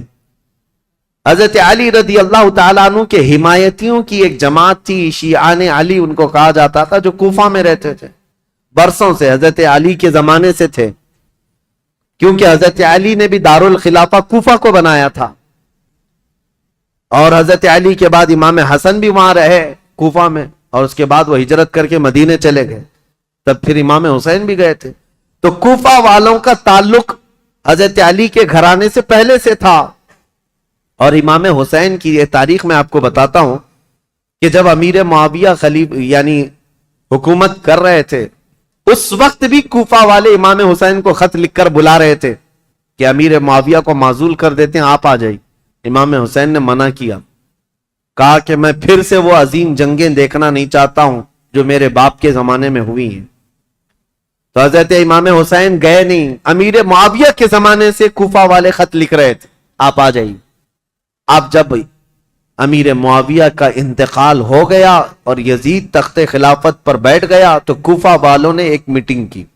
کوفہ عراق کا ایک شہر ہے، عراق میں آج بھی وہ شہر موجود ہے، اور جتنے اہل بیت سے محبت کرنے والے لوگ تھے سب جمع ہوئے اور میٹنگ کیا، اور وہ ایک شخص کے گھر میں میٹنگ ہوئی جس کا نام مسلم بن سرد بتایا گیا ہے، اور وہ شخص سارے لوگوں کو جمع کر کے کہتا ہے دیکھو امیر معاویہ کا تو انتقال ہو گیا اور یزید بیٹا ہے، تم سب کی رائے کیا ہے؟ کیا علی کے بیٹے حسین خلافت کے سب سے زیادہ حقدار نہیں ہیں؟ کوفہ والوں نے ایک زبان ہو کر کہا ہاں، رسول اللہ کے نواسے علی ابن ابی طالب کے بیٹے، ان سے زیادہ حقدار کون ہے؟ تو ان لوگوں نے کہا کہ ہم نے یہ سنا ہے کہ امام حسین نے بھی یزید کی بیعت کو قبول کرنے سے منع کر دیا اور وہ مدینہ چھوڑ کر مکہ جا چکے ہیں. اے لوگوں تمہارا کیا خیال ہے ہم حسین ابن علی کو یہاں بلا نہ لیں؟ ہم کوفہ بلا لیتے ہیں اور یہاں بلا کر ان کی خلافت کو تسلیم کرتے ہیں, ان کے ہاتھ میں بیعت کر لیں گے اور پھر دھیرے دھیرے پورا حجاز امام حسین کے ہاتھ پر بیعت کر لے گا, پورا عرب بیعت کر لے گا اور یزید کو ہم اتار دیں گے تخت خلافت سے. تو کوفہ والے اس بات پر سب اتفاق, اور پھر سارے لوگوں نے مل کر کے خط لکھا امام حسین کے نام پر. عبداللہ بن صبح حمدانی نام سے ایک شخص تھا, اس کے ہاتھ میں خط دے کر بھیجے جس میں کوفہ کے بڑے رئیس اور ذمہ دار جو لوگ تھے, وہاں کے جو سردار تھے, ان کی دستخطیں تھیں, ان کی مہریں لگی ہوئی تھیں. یہ خط رمضان کی 10 تاریخ کو آیا. کہاں؟ مکہ مکرمہ میں. مکہ مکرمہ میں امام حسین کے پاس یہ خط آیا تو امام حسین نے دیکھا, اس میں یہ لکھا ہوا تھا, کوفہ والوں نے لکھا تھا, اللہ کی حمد و ثنا کے بعد, حضور کی صلاۃ و سلام کے بعد کہا امیر معاویہ کا انتقال ہو گیا اور ان کے بعد یزید جیسا فاسق و فاجر شخص بیٹھا ہے, لہذا ہم اس کی امارت اور اس کی خلافت کو نہیں تسلیم کرتے. اے علی کے بیٹے حسین, آپ تشریف لے آئیں, ہمارے سر پر کوئی امام نہیں ہے, آپ تشریف لائیں, ہم آپ کے ہاتھ پر بیعت کرتے ہیں. یہ خط کا مضمون تھا. امام حسین رضی اللہ تعالیٰ عنہ نے یہ حرم کعبہ میں اس خط کو پڑھا, اس کے بعد لوگوں سے پوچھا, اب سنیے, کوئی ایک شخص نے بھی اس بات پر رضامندی کا اظہار نہیں کیا. جو بڑے صحابہ تھے انہوں نے کہا کوفہ والوں کی بات پر کبھی یقین نہیں کیا جا سکتا, یہ غدار لوگ ہیں, دھوکہ دے دیتے ہیں, یہ غدار لوگ ہیں, دھوکہ دیتے ہیں. آپ کے باپ کو بھی کوفہ میں شہید کیا گیا, آپ کے بھائی کو بھی شہید کیا گیا ہے, اب آپ وہاں کیوں جانا چاہتے ہیں؟ مت جائیں, مکہ آپ کے لیے امن و امان کے ساتھ. حضرت امام حسین نے ان خطوط کو نظر انداز کر دیا, لیکن 2-3 دن کے بعد تقریباً 53 یا 55 لوگ کوفہ سے چل کر کے مکہ مکرمہ آئے اور طواف کعبہ کے بعد سب امام حسین کے پاس نظر و نیاز لے کر کے آئے اور اس کے بعد پھر خطوط لے کر آئے, کوفہ والوں کے حالات بتائے. امام حسین نے دوبارہ صحابہ سے مشورہ کیا کہ کیا کرنا چاہیے, تب پھر صحابہ نے وہی بات کی, کوفہ والے غدار قسم کے لوگ ہیں, طبیعت کے اندر ان کے استقامت نہیں, کسی ایک بات پر جمتے نہیں ہیں, آپ مت جائیں. دوسری مرتبہ بھی امام حسین صبر کر کے رہ گئے. رمضان کا مہینہ ختم ہونے کو آیا, تقریباً خطوط کا سلسلہ جاری رہا, اتنے کہ 10,000 کے قریب لوگوں نے امام حسین کو دعوت دی اور اخیر میں یہ دعوت دی کہ اے حسین ابن علی, کل قیامت کے دن اگر اللہ تعالی ہم سے یہ سوال کر لے کہ فاسق و فاجر معاویہ کے بیٹے سے تم نے بیعت کیسے کی, اس کو امیر کیسے بنایا, تو ہم اللہ کی بارگاہ میں قیامت میں یہ جواب دیں گے کہ اے رب العالمین, ہم نے تو رسول اللہ کے نواسے کو بلایا تھا مگر انہوں نے انکار کیا تو ہمارے پاس کوئی چارہ نہیں تھا, اس لیے ہم نے یزید کی بیعت کر لی. یہ تو ایموشنل بلیک میلنگ ہے. بہت سارے لوگ آج ہمیں یوں بولتے ہیں پروگرام کی تاریخ دے دیجئے نہیں تو پورا علاقہ دیوبندی ہو جائے گا, پروگرام کی تاریخ دے دیجئے نہیں تو یہاں ایسا ہو جائے. میرے عزیزو, تمہارے ذمے بھی تو کچھ ہے, تمہارے ذمے بھی تو کوئی چیزیں ہیں. امام حسین نے اس خط کو پڑھنے کے بعد پھر سارے لوگوں سے مشورہ کیا اور اس کے بعد کہا اب میرے لیے اتمام حجت کرنی ہوگی, یعنی مجھے تو جانا ہی ہوگا کیونکہ انہوں نے قیامت کا واسطہ دے دیا ہے. تو 1000 لوگوں نے مکہ مکرمہ میں آپ کو روکنے کی کوشش کی, آپ نہ رکے, حتیٰ کہ ذی الحجہ کا مہینہ ہے, حج کے لیے سارے قافلے مکہ آ رہے ہیں, مکہ مکرمہ آ رہے ہیں, اور امام حسین یہاں سے نکلنے پر تلے ہوئے ہیں. لیکن اس سے پہلے امام حسین رمضان سے لے کر ذی الحجہ تک یہ بحث مباحثہ ہوتا رہا, اور عام بات نہیں ہے, عام بحث و مباحثہ نہیں ہے. عبداللہ بن زبیر جو صحابی ہیں نا, امام حسین کی جماعت کے ساتھ لڑنے کو بھی آ گئے تھے. یہ محبت کی لڑائی ہے, دشمنی کی نہیں, کہ میں تمہیں مکہ سے باہر جانے نہیں دوں گا, اس کے لیے وہ تلوار نکال کر کھڑے ہو گئے تھے. یہ بھی لڑائی قریب تھی، مکہ کی مکرمہ سے نہ جانے دیں گے، کیونکہ عبداللہ بن زبیر جانتے تھے کہ کوفہ والے ان کا کیا کریں گے۔ تو پھر امام حسین رمضان کے بعد بھی رک گئے۔ جب امام حسین اصرار کرنے لگے بار بار، تو چند صحابہ آئے اور ان سے مشورتاً یہ کہا کہ اگر آپ کو جانا ہی ہے اور کوفہ والوں کے بارے میں آپ یہ کہہ رہے ہیں کہ یہ ہزاروں لوگ بیعت قبول کرنے کو تیار ہیں، تو آپ نہ جاتے ہوئے پہلے اپنے خاندان کے کسی معتمد شخص کو وکیل بنا کر بھیجیں، اور وہ جا کر کے براہ راست حالات دیکھے گا اور وہ خبر دے گا، تب آپ جائیے، ان کے خطوں کے بھروسے پر مت جائیے، ان کے خط اور ان کے بولیوں پر مت جائیے۔ تو امام حسین نے اس مشورے کو تسلیم کر لیا۔ پھر اپنے بھائی مسلم بن عقیل کو، چچیرے بھائی تھے، حضرت امام مسلم بن عقیل جو ہیں یہ حضرت امام حسین کے چچیرے بھائی، حضرت عقیل حضرت علی کے سگے بھائی۔ تو مسلم بن عقیل سے آپ بڑی محبت رکھتے تھے اور معتمد بھی تھے امام حسین کے، بلایا اور کہا کہ بھائی تم جاؤ کوفہ اور میری جانب سے وہاں لوگوں سے بیعت لے لینا وکیل بن کر، اور حالات دیکھ کر کے مجھے خبر کر دینا۔ یہ تاریخ ہے۔ ایک طرف یزید ساری جگہوں پر اپنے سخت گیر حکام کو نافذ کر چکا ہے، بہت جلاد قسم کے گورنروں کو بٹھایا ہوا ہے، اور ایک طرف امام حسین رضی اللہ تعالیٰ عنہ اور ان کے حامیوں کا یہ ایک طریقے سے معاملہ چل رہا تھا، خلافت کو لے کر کے یہ باتیں چلی رہی تھی۔ تو حضرت امام حسین نے جب اپنے بھائی امام مسلم کو بھیجا تو وہ نکلے کوفہ کے لیے، اور جب وہ کوفہ جا رہے تھے تو تاریخ میں موجود ہے امام مسلم بن عقیل کے دو چھوٹے بچے محمد اور ابراہیم بھی ساتھ ہو گئے، کیونکہ وہ باپ کے بغیر رہتے نہیں تھے۔ امام مسلم بن عقیل اپنے دو بچوں کے ساتھ کوفہ کے لیے روانہ ہوئے۔ جیسے ہی کوفہ میں آئے، کوفہ والے جوق در جوق امام مسلم کا استقبال کرتے ہیں، اور اتنی بڑی تعداد میں استقبال کیا کہ تقریباً ایک ہی رات میں 12,000 لوگ آپ کے ہاتھ پر بیعت کیے۔ 12,000 لوگ امام مسلم بن عقیل کے ہاتھ پر امام حسین کا وکیل سمجھ کر بیعت کیا، اور جدھر دیکھو ادھر اہل بیت کا نعرہ، محبت علی کا نعرہ، امام حسین کی امارت اور خلافت کا نعرہ، ماحول رنگا رنگ ہے کوفہ کا۔ امام مسلم بن عقیل سیدھے مختار بن عبید ایک شخص ہے اس کے گھر جا کر قیام کرتے ہیں۔ مختار بن عبید وہاں سردار کی حیثیت رکھتا تھا، اور اس نے سارے لوگوں کو یہیں پر جمع کیا تھا، اور ساری باتیں یہیں سے چل رہی تھی۔ امام مسلم بن عقیل جیسے ہی گئے تو کوفہ کے اس وقت جو گورنر تھے وہ نعمان بن بشیر ایک صحابی رسول تھے، یزید کی طرف سے وہ گورنر تھے، نرم دل تھے اور نہایت ہی عجز و انکساری والے، تواضع والے انسان تھے۔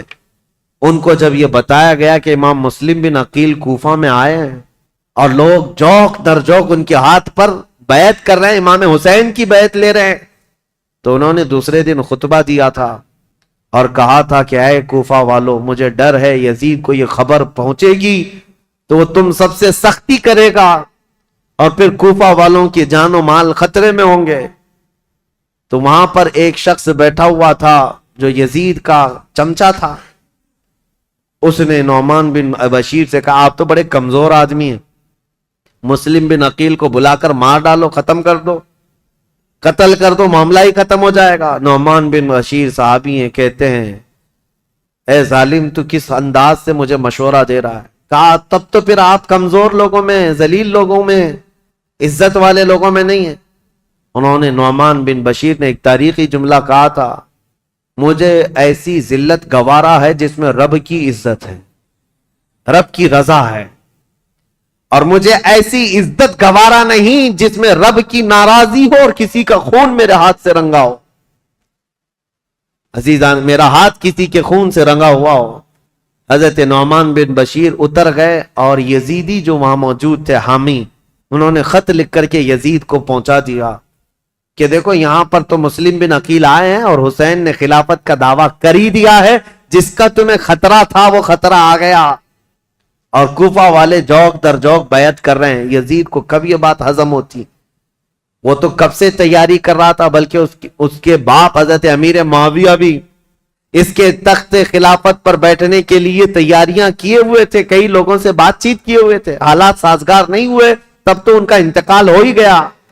یزید زور سے، طاقت سے کئی لوگوں کو اپنا ہم نوا بنا رہا تھا، اور جب اسے پتا چلی گیا جس بات کا مجھے خطرہ تھا وہ خطرہ تو آ ہی گیا کہ خلافت کا دعوے دار علی کا بیٹا ہو سکتا ہے، اسے خطرہ تھا، اور حضرت امام حسین کی خلافت کا کوفہ والوں نے پہلے ہی اعلان کر دی۔ ابھی امام حسین نے اعلان نہیں کیا، کوفہ والوں نے یہ اعلان کر دیا، اور اپنے ہاتھ سے سب لوگوں نے بیعت کرنا شروع کر دیا تھا۔ ایک بات یاد رکھو میرے عزیزوں، اپنے اندر اللہ کے نبی صلی اللہ علیہ وسلم کی محبت ایسی بساؤ کہ ظالم جو خواب دیکھتا رہتا ہے نا ڈر کے مارے، وہ خواب کبھی نہ کبھی سچا ہو ہی جاتا ہے۔ ہاں، مجھے یہ بات یاد آتی، یزید جیسے ڈرتا تھا، ہر دن ڈر کے سوتا تھا کہ کہیں سے کوئی خلافت کا دعوے دار اٹھے گا تو میری کرسی ہلا دے گا، اور اس کو پتا چلا جیسے ہی حضرت امام حسین اٹھ گئے تو اس دن وہ اپنا ماتھا مارنے لگا اور لوگوں سے کہا کہ دیکھو جس کا ڈر تھا وہی ہو گیا۔ ایسے ہی آج کے یزیدیوں کو بھی یہ خبر ستاتی رہتی ہے ہمارے ملک کے، اور پاکھنڈی بولتے بھی رہتے ہیں 2029 میں ہندوستان کا پردھان منتری مسلمان بن جائے گا۔ یہ ہماری بات نہیں ہے، یہ ڈر کے مارے دیکھے ہوئے خواب ہیں، یہ ڈراؤنے خواب ہیں جو پریشان کرتے ہیں، اور انشاءاللہ العزیز کوئی حسین کا غلام بیدار ہوگا اور پورے ہند کو ایک میدان میں لا کر کھڑا بھی کرے گا انشاءاللہ۔ ہاں، اس قوم کو زندہ ہو لینے دو، پھر ہر قوم کہے گی حسین ہمارے ہیں انشاءاللہ۔ حضرت امام حسین کی طرف سے امام مسلم بن عقیل نے بیعت لینی شروع کی تو یہاں کوفہ پورا کا پورا ان کے دامن میں آ گیا۔ روزانہ ایک ایک گھر پر دعوت ہے امام مسلم بن عقیل کو، ارے وہ چلنے تک نہیں دیتے، ان کے شہزادوں کو سواریاں بنا لیتے، ان کے شہزادوں کو اپنی سواریوں پر بٹھا لیتے، اپنے کندھوں کو سواری بنا دیتے، اس طرح کی محبت پیش کرتے رہے۔ اور پھر امام مسلم بن عقیل نے امام حسین کو خط لکھا کہ حالات بہت اچھے ہیں، کوفہ والے پورے ایک آواز ہو کر آپ کی خلافت کا اعلان کر رہے ہیں، آپ کو جلدی تشریف لانا چاہیے اور آپ کی خلافت کا اعلان ہونا چاہیے۔ امام مسلم بن عقیل نے خط لکھ کر بھیجا، جس کام کے لیے آپ کو بھیجا گیا تھا وہ کام تو آپ نے کیا، عینی گواہ بھی تھے، آنکھوں سے دیکھا ہوا حال بیان کر دیا۔ اب امام حسین کے پاس جب یہ خط آیا تو اب مجھے بتاؤ، مکہ والے جو صحابہ امام حسین کو روک رہے تھے مت جاؤ مت جاؤ، امام حسین نے کہا تمہارے مشورے پر میں اپنے بھائی کو بھیجا، میرے بھائی نے بھی وہی خبر دی جو کوفہ والے اپنے خطوں میں لکھ کر کے بھیج رہے تھے، میرے بھائی پر تو مجھے اعتماد ہے، انہوں نے جو دیکھا وہ سچ بتایا۔ یہ خط تو آیا لیکن یزید کے ہاں سے جو معاملات سنگ دل کے بدلے اس طرح کہ اس نے مروان بن حکم کو بلایا اور پوچھا کہ یہ اس فتنے کو کیسے ختم کریں، یہ بغاوت کو کیسے سرو کریں۔ تو اس نے مشورہ دیا کہ نعمان بن بشیر یہ کمزور دل آدمی ہے، نرم دل آدمی ہے، اس کو اتار دو، حالانکہ صحابی رسول تھے، کہا اس کو اتار دو۔ اور عبید اللہ ابن زیاد یہ ایک نہایت ہی ظالم قسم کا جلاد آدمی تھا، اس کی ماں کے متعلق ہی مشہور تھا کہ وہ زنا کرتی یا کرواتی رہی جس سے پیدا ہوا، اور اس کی ظلم کی داستانیں لوگوں میں مشہور تھیں۔ یہ بصرہ کا گورنر تھا۔ یزید نے فوراً لیٹر لکھ کر بھیجا کہ یہاں سے عبید اللہ بن زیاد سیدھے کوفہ جائے اور وہاں کے حالات کو اپنے ہاتھ میں کنٹرول کرے۔ عبید اللہ بن زیاد جیسی یزید کا خط آیا وہ کوفہ نکلا۔ کوفہ جب گیا تو بھیس بدل کر کے آیا، چہرے پر نقاب ڈال کر کے مدینے کی طرف، مکہ کی طرف سے جو راستہ آتا ہے اس راستے سے کوفہ میں آیا، کیونکہ کوفہ والے روز اس انتظار میں تھے کہ حیدر کرار کے شہزادے امام حسین تشریف لانے والے، رسول اللہ کے بیٹے کوفہ میں آنے والے، روز انتظار میں تھے کیونکہ امام مسلم نے خط لکھ کر کے بھیج دیا ہے، اب وہ آنے والے۔ تو ابن زیاد یہی دھوکہ دیتے ہوئے اسی راستے سے آیا کہ کوفہ والے یہ سمجھیں کہ حسین ابن علی آئے، اور کوفہ والے وہی سمجھے، خوب نعرے لگائے مرحبا بک یا ابن رسول اللہ، اے رسول اللہ کے شہزادے مرحبا مرحبا، آپ آ گئے ہمارے کوفہ میں۔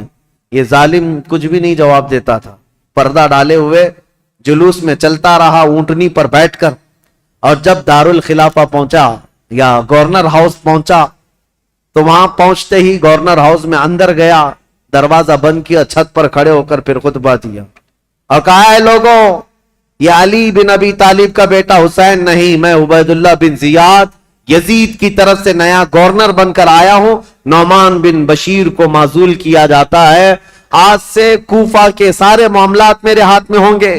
کوفہ والے جو استقبال کرنے کے لیے آئے تھے ان کو سخت ترین خطبہ دیا، کہا ہے لوگوں سنو، جو سختی کرے گا اس کے ساتھ ہم سختی کریں گے، اور جو یزید کی بیعت کو انکار کرے گا ہم اس کو قتل کریں گے، باغیوں میں اس کا شمار ہوگا، اور جو کسی باغی کی حمایت کرے گا ہم اس کے ساتھ بھی سختی کا معاملہ کریں گے۔ اس کا پہلے ہی دن یہ جو خطبہ سنا لوگوں نے بہت ہی بیزاری کا اظہار کیا، برہمی کا اظہار کیا، لوگ چلے گئے۔ اب امام مسلم بن عقیل کے حالات اب بدلنے کو آ گئے، کوفہ والے بس گیدڑ بھپکی سے ڈر گئے، عبید اللہ بن زیاد کے ایک خطبے سے ڈر گئے، اور اس کے بعد دوسرے دن عبید اللہ بن زیاد نے کیا کیا، کوفہ کے جتنے قبیلے تھے، خاندان تھے، ان خاندانوں کے جو بڑے لوگ تھے، خاندان کا جو بھی رئیس ہوتا، ان سب کو اپنے گورنر ہاؤس میں بلایا، اور بلا کر کے اتنا سخت ڈرایا اور کہا تم میں سے کوئی بھی اگر مسلم بن عقیل کو اپنے گھر میں پناہ دیا یا دیتا ہوا نظر آیا تو میں تمہاری پھانسی کا پھندا یہیں پر لٹکاؤں گا، اور اس کے بعد تمہارے لیے وہ عبرتناک سزا ہوگی، اس لیے کہ یزید امیر المومنین کی طرف سے مجھے یہ آرڈر ہے۔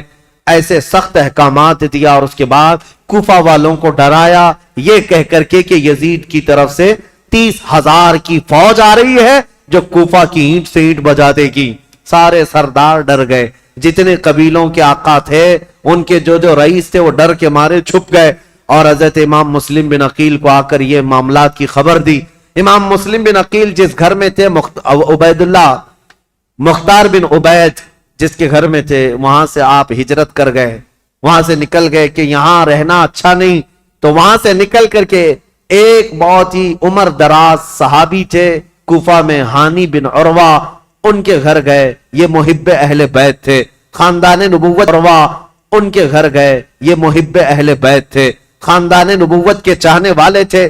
امام مسلم بن عقیل ان کے گھر جاتے ہیں، ہانی بن عروہ نے ان کا استقبال کیا اور اپنے گھر کے ایک کمرے کے اندر ان کو چھپا دیا، رازداری کے ساتھ امام مسلم بن عقیل اور ان کے شہزادوں کو اپنے گھر میں رکھا، اور جتنے اہل بیت سے لوگ محبت کرتے تھے صرف ان کو معلوم تھا کہ امام مسلم بن عقیل ہانی بن عروہ کے گھر میں ہے، اور اس کے باوجود امام مسلم بن عقیل ہانی بن عروہ کے گھر میں رہ کر بھی کوفہ والوں کو بلاتے رہے، جو اب تک 60,000 کی تعداد میں پہنچے تھے بیعت کرنے والے۔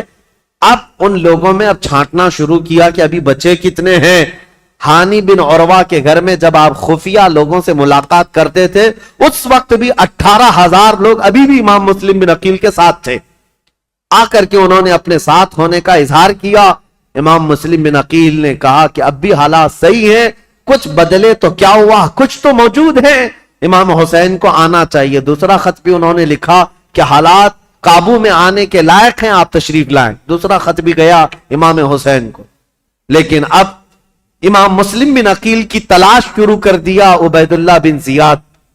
یہ ہر جگہ لوگوں سے پوچھنے لگ گیا کہ مسلم بن عقیل جو آئے ہیں حسین کی طرف سے وکیل بن کر، وہ کس کے گھر میں چھپے ہوئے، کوئی بتانے کو تیار نہیں تھا۔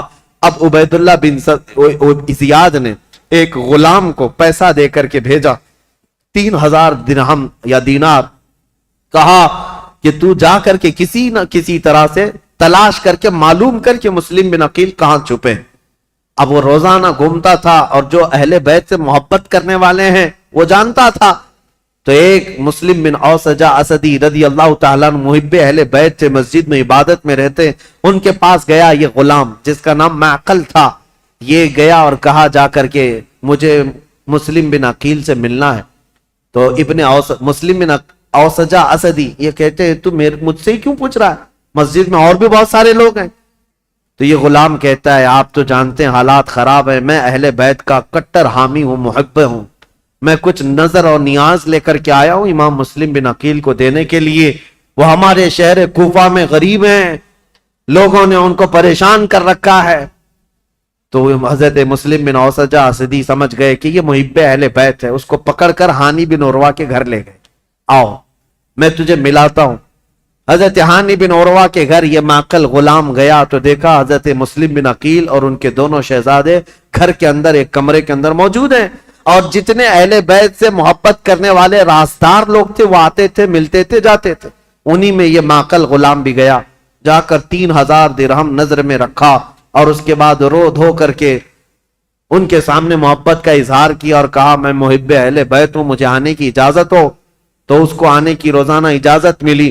دن بھر ان کے حجرے میں بیٹھا رہتا, کتنے لوگ کوفہ سے ان سے ملنے آ رہے ہیں, کون کون کیا کیا باتیں کر رہا ہے, سب سنتا. اور رات میں جا کر عبید اللہ بن زیاد کو ساری رپورٹ دیتا, ساری جاسوسی کرتا تھا.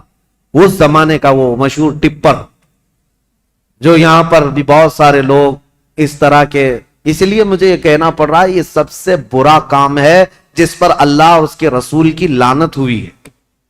میرے آقا صلی اللہ تعالی علیہ وسلم نے ان کے لیے جہنم کی بشارت دی ہے جو مسلمانوں کی جاسوسی کرتے ہیں یا مسلمانوں کی خبریں کفار و مشرکین کو پہنچاتے ہیں. ان کو منافقین میں شمار کیا گیا, منافقین میں شمار کیا گیا. حضور اکرم صلی اللہ تعالی علیہ وسلم اس قدر ناراض تھے, اس قدر ناراض, صرف ایک صحابی کی بارے میں بیچ میں بات آئی, عرض کرتا ہوں توبہ کریں میرے عزیزوں.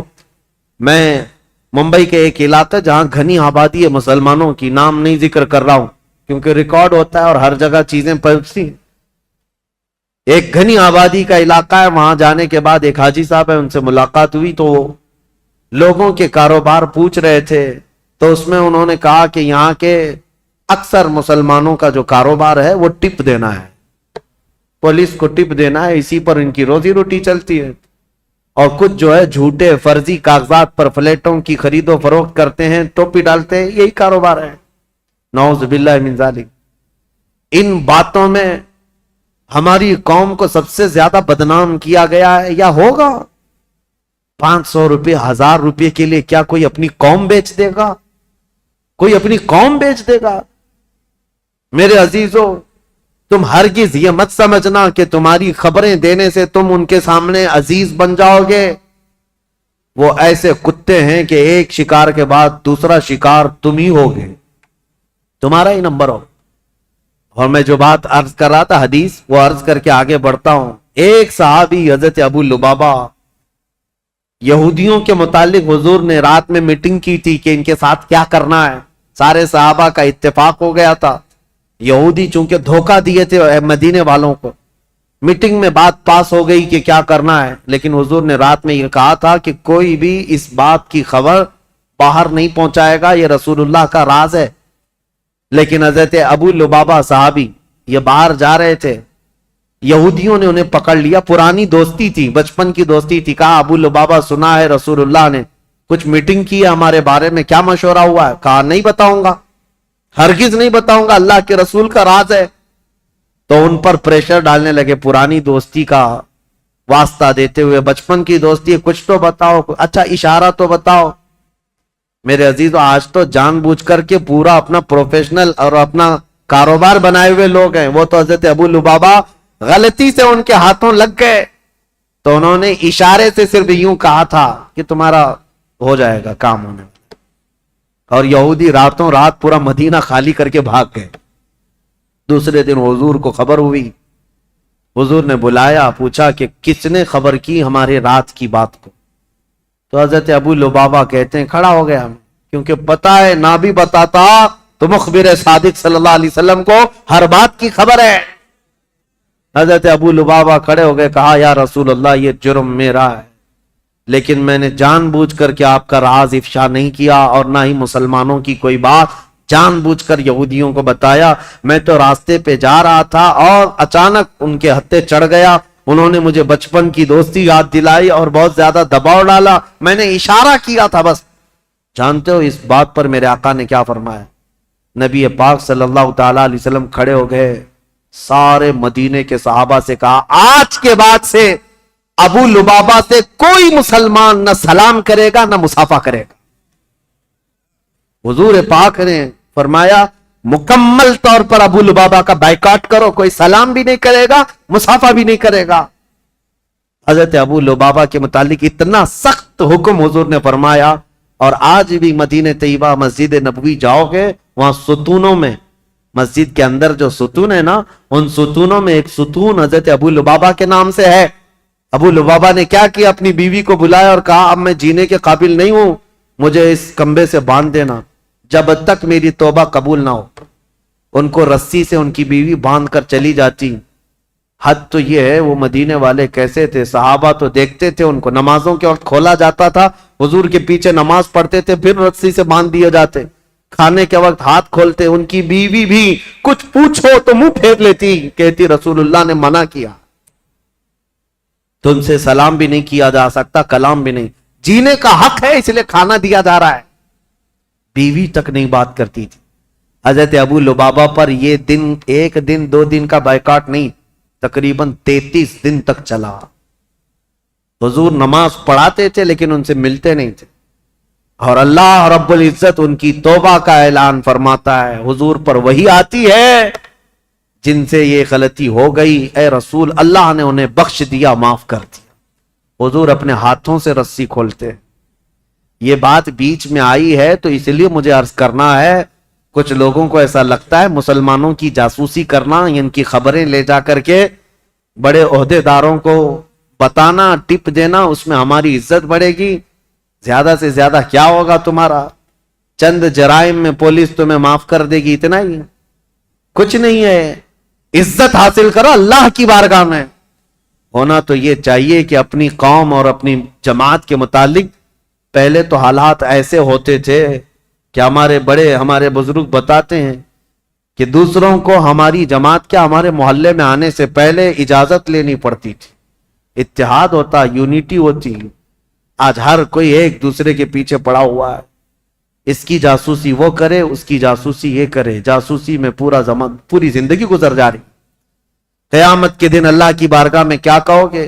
اور قرآن کا 26ویں پارے کی یہ آیت بھی یاد رکھو، اللہ نے فرمایا اجتنبوا کثیرا من الظن، اللہ فرماتا ولا تجسسوا، لوگوں کی جاسوسی مت کرو۔ اور جو جاسوسی کرتا ہے مومن کے لیے یا غیبت کرتا ہے اس کے لیے اللہ قرآن میں فرماتا گویا کہ وہ اپنے مرے ہوئے بھائی کا گوشت کھاتا ہے، مرے ہوئے بھائی کا گوشت کھاتا ہے۔ میں ان سب سے کہوں گا ظالموں، مردہ کھانے والوں، توبہ کر لو، ابھی دن باقی ہیں، ابھی دن باقی ہیں۔ تم نے جن لوگوں کو ذلیل کرنے کے لیے آج تخت پر بیٹھے ہوئے لوگوں کی رضامندی حاصل کرنے کے لیے مسلمانوں کی خبریں لے جا کر پہنچاتے ہو، دن بدلیں گے، وقت بدلے گا، پھر تمہاری حالت ایسی ہوگی، نہ تم اپنی قوم کے ہوگے نہ کسی اور قوم کے ہوگے، تمہیں منافقین میں شمار کیا جائے گا۔ توبہ کر لو۔ امام مسلم بن عقیل کی خبریں پہنچانے والا وہ ماکل غلام، اس کے ساتھ یہی ہوا 3000 درہم دے کر کے نذرانہ اور ساری رپورٹیں لا کر عبید اللہ بن زیاد کے پاس پہنچاتا تھا۔ عبید اللہ بن زیاد ساری باتیں سنتا رہا اور ہانی بن عروہ کو ایک دن بلا لیا، کہا ہانی بن عروہ سے اس کے پرانے تعلقات تھے، لیکن ہانی بن عروہ جب سے وہ آیا تھا ملنے نہیں گئے تھے۔ بلایا اچانک گورنر ہاؤس پہ، کہا کیا بات ہے ہانی بن عروہ، ہم سے ملاقات نہیں کر رہے ہو؟ کہا میں بیمار تھا اس لیے نہیں آیا۔ کہا بیمار نہیں، تم تو فتنوں میں مبتلا ہو، امیر المومنین کے خلاف فتنہ کرنے کا گھر کو اڈا بنا رکھا ہے، مسلم بن عقیل کو تم سہارا دیے ہوئے ہو، روزانہ پلاننگ کرتے ہو اپنے گھر میں، اور خلافت کے خلاف لوگوں کو بغاوت پر ابھار رہے ہو۔ حضرت ہانی بن عروہ نے کہا ایسا تو نہیں کر رہا میں۔ تو اس نے وہ غلام کو سامنے پیش کیا، کہا اس کو پہچانتے ہو؟ کہا ہاں یہ تو محب اہل بیت ہے۔ وہ ماکل بن یسار جو غلام تھا، اس نے کہا میں کوئی محب اہل بیت نہیں، میں عبید اللہ بن زیاد کا سپاہی ہوں، میں ان کی طرف سے آیا کرتا تھا۔ ہانی بن عروہ دیکھ کر دنگ رہ گئے، مسلمان کو اگر کسی نے ڈنک مارا ہے تو دوسرا مسلمان ہی مارا ہے۔ اکثر یہی ہوا ہے تاریخ میں، جب تک اپنا کوئی گھر کا بھیدی نہیں ہوتا تب تک کوئی دشمن ہم پر غالب نہیں ہوتا۔ پوری تاریخ میں دیکھیں آپ، یہی ہوتا رہا ہے۔ हानी बिन उरवा ने कहा तो अब ये तेरी जासूसी थी तो सुन ले, हकीकत बात यह है मुस्लिम बिन अकील खुद आए हैं मेरे घर और वह अहले बैत से हैं, मैं उनको मना नहीं कर सकता इसलिए मैं अपने घर में रखा हूं। मुस्लिम बिन अकील की अभी ये बात चल रही थी, कूफा में ये बात गर्दिश करने लग गई कि वो कबीला बनी मुज़इज के थे, एक कबीला था बनी मुज़इज, उस कबीले के हानी बिन उरवा सरदार थे। मशहूर हो गई हानी बिन उरवा का कत्ल हो गया, उनको मारा गया। तब सारे उनके खानदान के लोग और सब के सब जमा हो गए। ये तादाद भी करीब 12,000 की थी।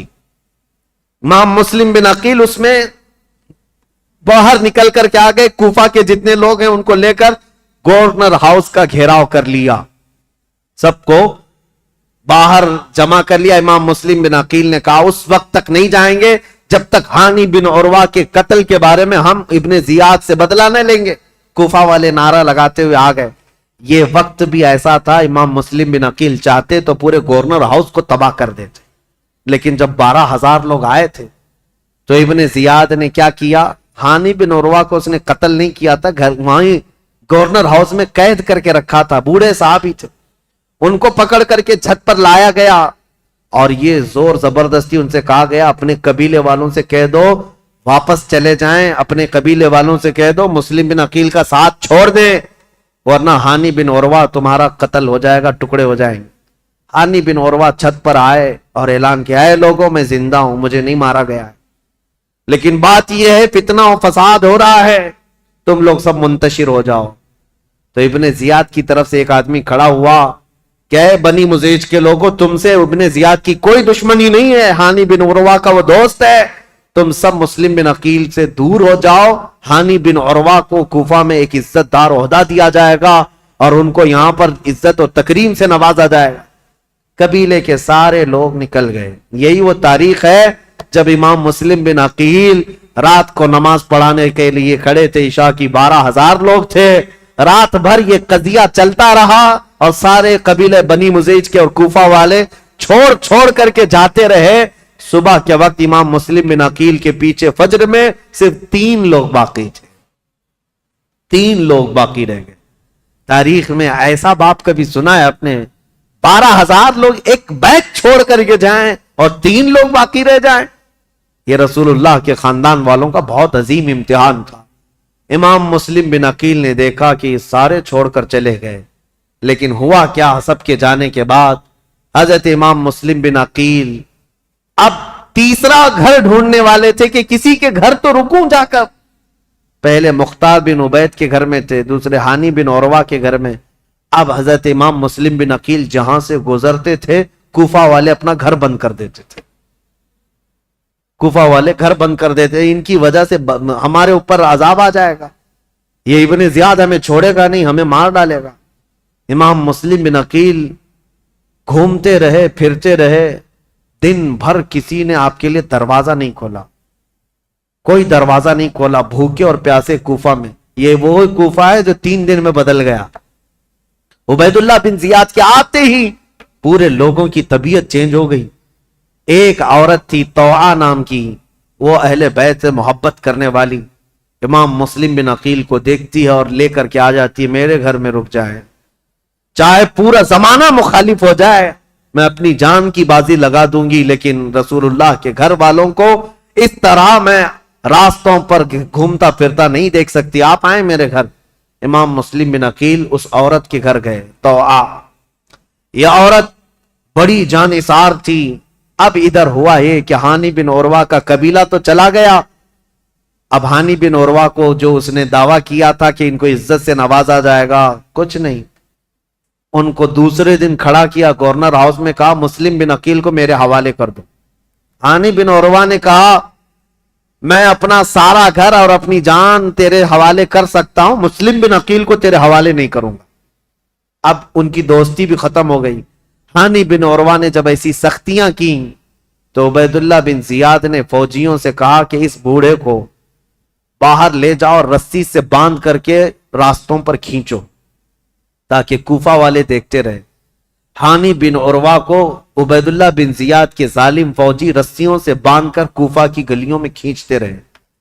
सहाबी रसूल हैं, बूढ़े सहाबी थे, 80 साल की उम्र थी। جب گلیوں میں کھینچا جاتا تھا وہ کھڑے ہو کر پوچھتے تھے، چیختے تھے، کوئی ہے، کوئی مجھے لاٹھی تو دے دے، کوئی رسی تو دے دے، میں کسی سے حفاظت کر لوں۔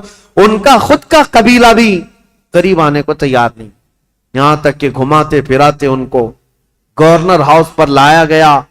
جب انہوں نے سخت جملے کہے، اے عبید اللہ بن زیاد سن لے، میں گواہی دیتا ہوں تو کذاب ابن کذاب ہے، اور جس کی خلافت کا تو دعویٰ کرتا ہے یزید، وہ سب سے بڑا دجال ہے، کذاب ہے۔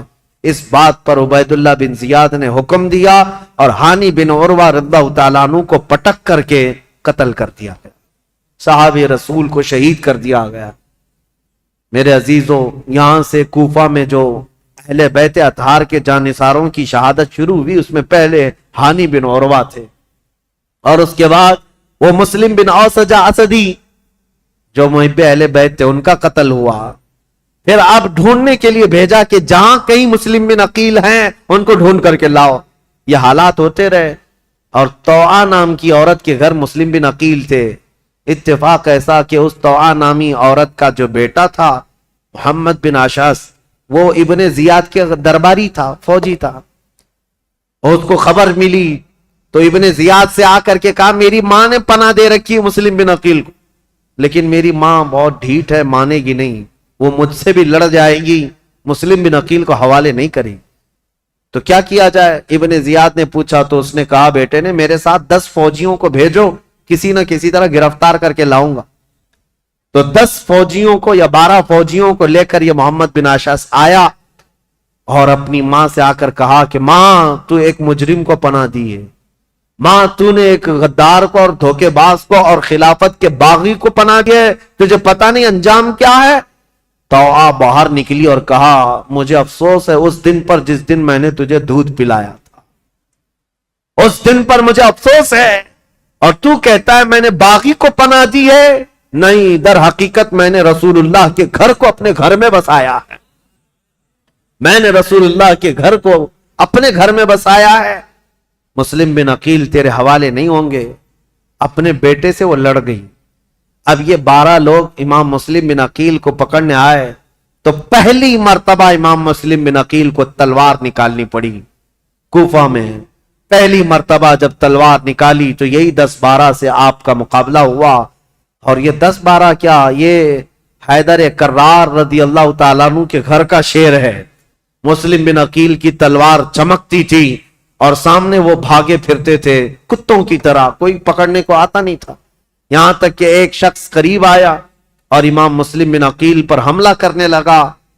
آپ کا اس کی تلوار منہ پر گری جس سے آپ کا ہونٹ کٹ گیا، امام مسلم بن عقیل کا ہونٹ کٹ گیا۔ امام مسلم بن عقیل، سخت شدت کی دھوپ ہے اس دن، توعا نامی خاتون سے کہتے ہیں، اے محب اہل بیت، جانثاران اہل بیت کی خاتون، مجھے تھوڑا پانی دے دو، میں پانی پیوں گا اور ان کا کام تمام کروں۔ خاتون پانی لائی، ایک کھٹورے میں پانی لائی۔ امام مسلم بن عقیل پانی کے لیے جیسی کھٹوری آگے کرتے ہیں، خون پورا اس پانی میں گرتا۔ آپ نے پانی پھینک دیا کہ خون کا قطرہ پانی میں مل جائے تو حرام ہے، پانی نہیں پیا جا سکتا، خون پینا حرام ہے۔ دوسری کھٹوری لائی گئی، آپ جب لبہوں کے قریب لگاتے اس میں بھی خون ٹپکتا تھا۔ آپ نے وہ پانی بھی چھوڑ دیا، کہا صاف پانی پینا مسلمان کے لیے حلال ہے، خون جس پانی میں مل جائے وہ حرام ہے، میں حرام پانی اخیر وقت نہیں پی سکتا۔ تیسری مرتبہ لایا گیا، تیسری مرتبہ بھی وہ کھٹوری خون سے لال ہو گئی۔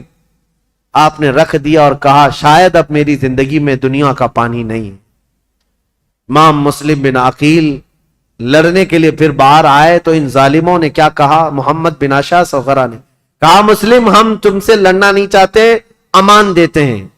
ایک شخص اس میں سے کہا، میں امان دیتا ہوں، بس بات اتنی ہے کہ تم چلو عبید اللہ بن زیاد کے سامنے، تمہارے آمنے سامنے گفتگو ہو جائے، ہم اتنا ہی کہتے ہیں۔ جیسے آج بھی آتے ہیں نا پولیس والے، صرف بات کرنا ہے، بات کرنے کے لیے جانا ہے۔ امام مسلم بن عقیل سے کہا صرف بات کرنے کے لیے چلو۔ اور اس وقت عربوں میں امان دینے کا مطلب یہ ہوتا ہے کہ پھر جنگ نہیں ہوتی، اور اس کے لیے جس نے امان دیا وہ تلوار اٹھا لیتا، عرب میں یہ دستور تھا۔ تو امام مسلم بن عقیل نے اپنی تلوار چھوڑ دی، کہا چلو ٹھیک ہے، تم نے امان دے دی، میں چلتا ہوں ابن زیاد کے پاس، گفتگو کروں گا۔ جب جانے لگے اور اس وقت جیسی ہی ان کی بگی میں بٹھایا گیا، گھوڑے پر بٹھایا گیا، تو ظالموں نے پیچھے سے ان کے ہاتھ باندھنا شروع کر دیا۔ امام مسلم بن عقیل کے ہاتھ باندھے۔ آپ نے پوچھا جب تم نے امان دے دیا اور صرف بات ہی کرنا ہے تو پھر یہ ہاتھ باندھنا کیوں شروع کیا؟ یہ پہلی غداری ہے تمہاری۔ کہا نہیں ابن زیاد کے پاس چلو۔ جب وہاں پہنچے تو آپ کو اس انداز سے نہیں لے جایا گیا جیسے بلایا گیا تھا، کھینچ کر کے بے عزتی کے ساتھ لایا گیا، عبید اللہ بن زیاد کے سامنے لایا گیا۔ اب یہ جو مکالمہ ہوا ہے، جو گفتگو ہوئی ہے، ابن زیاد نے اب گفتگو شروع کی اور کہا اے مسلم بن عقیل، کیا تم یہ فتنہ پروری کر رہے ہو؟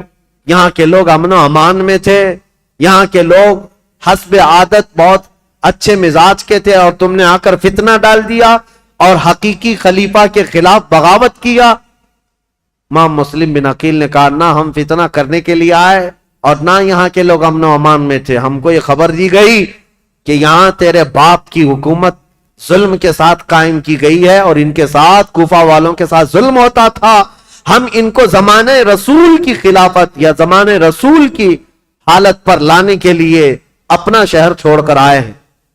تو ابن زیاد نے کہا اے مسلم بن عقیل، تم کو اتنی فکر ہو گئی، تم تو مدینے میں شراب پینے والے لوگ۔ مسلم بن عقیل نے مسکرا کر کہا پورا زمانہ گواہ ہے، رسول اللہ کا گھرانہ شراب تو دور کی بات، میری کھٹوری میں خون کا قطرہ گرا تھا، میں نے وہ پھینک دیا ہے، شراب کی بات کرتا ہے؟ شراب تو تجھ جیسا آدمی پیتا اور تیرا امیر پیتا ہے یزید، جو مسلمانوں کی خون پر اپنی کرسی بچھایا ہوا ہے۔ یہ باتیں سخت ہو گئی امام مسلم بن عقیل کی اور ابن زیاد کی۔ ابن زیاد نے کہا کہ مسلم، ابھی تمہارے پاس وقت ہے کہ تم یزید کی امارت اور اس کی خلافت کو تسلیم کر لو تو ہمارے درمیان بات بن جائے گی۔ ابن زیاد نے جیسے ہی کہا، مسلم بن عقیل نے کہا تو ہم سے اس بات کا وعدہ لینا چاہ رہا ہے جو قیامت تک ہونے والا نہیں ہے، جو قیامت تک ہونے والا نہیں ہے، اور ہماری زندگیاں کیا، ہماری نسلیں ختم ہو جائیں گی، لیکن جس بات پر تو عہد لینا چاہتا ہے وہ ممکن نہیں ہے۔ ابن زیاد نے تلوار نکالی اور کہا اگر وہ ممکن نہیں ہے تو پھر میری تلوار سے تمہارا مقابلہ ممکن ہے۔ مسلم بن عقیل نے کہا میں نہیں کہتا تھا کہ تجھ جیسا خون پینے والا ہی شرابی ہے اور تیرے لیے ہی یہ سزاوار ہے کہ تو ہی مسلمان کے خون سے اپنے آپ کو آلودہ کر سکتا ہے۔ یہ گفتگو ہوتی رہی کوفہ کے گورنر ہاؤس میں۔ عبید اللہ بن زیاد نے امام مسلم بن عقیل کو پیچھے ہاتھ باندھ کر اوپر چھت پر لے جانے کا حکم دیا، جلاد کو بلایا اور جلاد کو بلانے کے بعد امام مسلم بن عقیل کی ہڈیاں توڑی گئیں، آپ کی ہڈیاں توڑی گئیں، اور اس کے بعد امام مسلم بن عقیل کو قتل کر کے گورنر ہاؤس کے اوپر سے پھینکا گیا۔ آپ کا سر مبارک الگ اور جسم مبارک الگ پھینکا گیا تھا۔ انا للہ و انا الیہ راجعون۔ یہ خاندان نبوت کے پہلے شہید ہیں، پہلے شہید کوفہ میں جنہوں نے دم توڑ دیا۔ لیکن جانتے ہو گورنر ہاؤس میں مسلم بن عقیل کی یہ حالت تھی کہ جب آپ کے ہاتھ باندھ کر کے آپ کو اوپر لے جایا جا رہا تھا تو کئی لوگ وہاں موجود تھے، ان کی طرف دیکھ دیکھ کر کے امام مسلم بن عقیل کہہ رہے تھے اے لوگوں، دنیا کا یہ دستور ہے، قیصر اور کسریٰ جیسے ظالم بادشاہ بھی جب کسی کو پھانسی دیتے تو پھانسی دینے سے پہلے اس سے پوچھ لیتے تیری کوئی خواہش ہے تو بتا دے۔ یہ کیسی حکومت تمہاری آ گئی؟ کیا مجھ سے کوئی پوچھنے والا نہیں ہے؟ تو لوگ کہتے اگر کوئی چیز چاہتے ہو تو بتاؤ۔ امام مسلم بن عقیل یہ کہہ رہے تھے میں یہ نہیں چاہتا کہ میرے بچوں کی دیکھ بھال ہو، میں یہ نہیں چاہتا کہ میرے گھر بار میری جائیداد کا خیال ہو، میں یہ بھی نہیں چاہتا کہ میرے بعد میری خبر مدینے پہنچائی جائے، بس اتنی خواہش ہے میری موت سے پہلے حسین ابن علی کو یہ پیغام پہنچا دو کہ وہ کوفہ جیسے بددیانت شہر میں کبھی نہ آئے، میرا یہ پیغام پہنچا دو کہ وہ اس شہر میں نہ آنے پائیں، اس لیے کہ اس نواز رسول کے ساتھ اگر ایسا ہوا جیسا میرے ساتھ ہو رہا ہے تو قیامت کے دن میں ان کو کیا منہ دکھاؤں گا۔ حسین اگر مجھ سے یہ پوچھے کہ اے مسلم تمہارے خط کی وجہ سے میں آیا تھا، اور میرے ساتھ کوفہ والوں نے کیا کیا. اگر حسین ابن علی مجھ سے یہ پوچھ لیں تو میں کیا جواب دوں گا, اس لیے کہ اب تک میں 2 خط لکھ چکا ہوں کہ کوفہ کے حالات بڑے اچھے ہیں. اس لیے اے لوگوں میرا یہ پیغام پہنچا دو, حسین ابن علی کوفہ کی طرف نہ آئیں. کوفہ کے گورنر ہاؤس میں بیٹھے ہوئے لوگ پھٹا مار کر ہنسنے لگے اور کہا مسلم بن عقیل تمہاری یہ خواہش پوری نہیں کی جائے گی اور نہ ہی یہ پیغام حسین تک پہنچایا جائے گا. جاؤ تم پھانسی کے پھندے پر, اگر حسین آتے ہیں تو انہیں بھی اسی طرح کا مزہ چکھایا جائے گا. امام مسلم بن عقیل کی شہادت ہو گئی اور جیسے ہی ان کی شہادت ہوئی میرے عزیزو, ہانی بن عروہ جو ان کے جانثار تھے, ان کے محب تھے, ان کا قتل ہوا. مسلم بن اوسجہ کا قتل ہوا. اب مسلم بن عقیل کا قتل ہوا. اتنا ہی نہیں کہ گورنر ہاؤس سے ان کی لاش پھینکی گئی تھی, ہڈیاں توڑی گئی تھی. اتنا ہی نہیں, مجھے بتانے میں درد محسوس ہوتا ہے, رونگٹے کھڑے ہو جاتے ہیں. مسلم بن عقیل کی لاش کو گورنر ہاؤس پر لٹکایا گیا. کوفہ والے دیکھتے رہو, جو بغاوت کرے گا اس کا انجام یہی ہوگا. جو ہمارے امیر کے خلاف کھڑا ہوگا اس کے ساتھ ہم یہی برتاؤ کریں گے. میں یہ کہتا ہوں اے مسلمانوں, اس واقعے کو بار بار یاد کرنا. موب لنچنگ یہ آج کی تاریخ نہیں ہے, کوفہ والوں نے بہت پہلے شروع کر رکھا تھا. آج کے یہ کتے بھیڑیے جب کسی مسلمان پر حملہ آور ہوتے ہیں اور مار مار کر کے گوشت کے نام پر, گائے کے گوشت کے نام پر, پتہ نہیں کس کس چیز کے نام پر, کیا ہمارے ملک میں یہ حالات نہیں ہوتے؟ پہلو خان, جنید خان, پتہ نہیں کتنے ایسے نوجوانوں کو بے گناہ مار دیا گیا موب لنچنگ کے ذریعے. اور کبھی کسی کو گرفتار کر کے زبردستی ان کو مار کر کے یہ کہا جائے بولو ہمارے بھگوان کا نام. یہ سب جو حالات ہوئے, اور پھر یہ کتے ظالم کرتے کیا ہیں, ویڈیو بنا کر کے اس کو وائرل کریں اور مسلمان بھی شیئر کرتے, فارورڈ کرتے رہتے ہیں. اور یہ ان کا مقصد ہی ہے کہ تمہارے دلوں میں دہشت پیدا کی جائے. ارے ان کے ساتھ اگر ایسا کیا جائے تو ایسا کر دیں گے, ویسا کر دیں, پھر ہوگا کیا؟ ٹوپی چھپا کر گھومو, داڑھی چھلا کر گھومو. نہیں, ہم تو سیکولر لوگ ہیں, ہم تو سیکولر لوگ ہیں, کہیں سے ہمیں مسلمان دکھنا نہیں ہے. نام بھی ایسا رکھو کہ کوئی پہچان نہ سکے. یہ تمہاری حالتیں اسی دہشت کی وجہ سے آنے لگ گئی. میرے عزیزو, یہ نئی باتیں نہیں ہمارے ملک کے لیے یا ہماری تاریخ میں. ہمارے کسی بچے کو گرفتار کر کے موب لنچنگ کرنا, کتے اور بھیڑیے اس پر حملہ آور ہو جائیں, ایک نہتے کو مار کر لٹکا دینا, یہ آج کی بات نہیں. تمہیں پتا ہے, میں رک کر کے تھوڑی سی اور تاریخ بتا دوں. عبداللہ بن زبیر, تاریخ اگر آگے بیان ہوتی تو انشاءاللہ ان کا بھی دور آتا یزید کے بعد. عبداللہ بن زبیر جو مکہ میں تھے, یہ کون ہے عبداللہ بن زبیر؟ یہ حضرت ابو بکر صدیق کے نواسے ہیں. ان کی ماں اسما بنت ابو بکر اور باپ زبیر بن عوام, رسول اللہ کے عشرہ مبشرہ صحابہ میں سے. ان کے بیٹے, ماں صدیق اکبر کی بیٹی اور باپ رسول اللہ کی پھوپھی کے بیٹے. یہ عبداللہ بن زبیر, ان کے ساتھ جو ہوا تھا پتہ ہے, یزید کے دور کا ہی ایک گورنر حجاج بن یوسف عبداللہ بن زبیر سے مکہ میں 40 دن تک لڑا تھا, جس کی لڑائی کی وجہ سے خانہ کعبہ کا غلاف جل گیا تھا اور حجر اسود کو نقصان پہنچا تھا.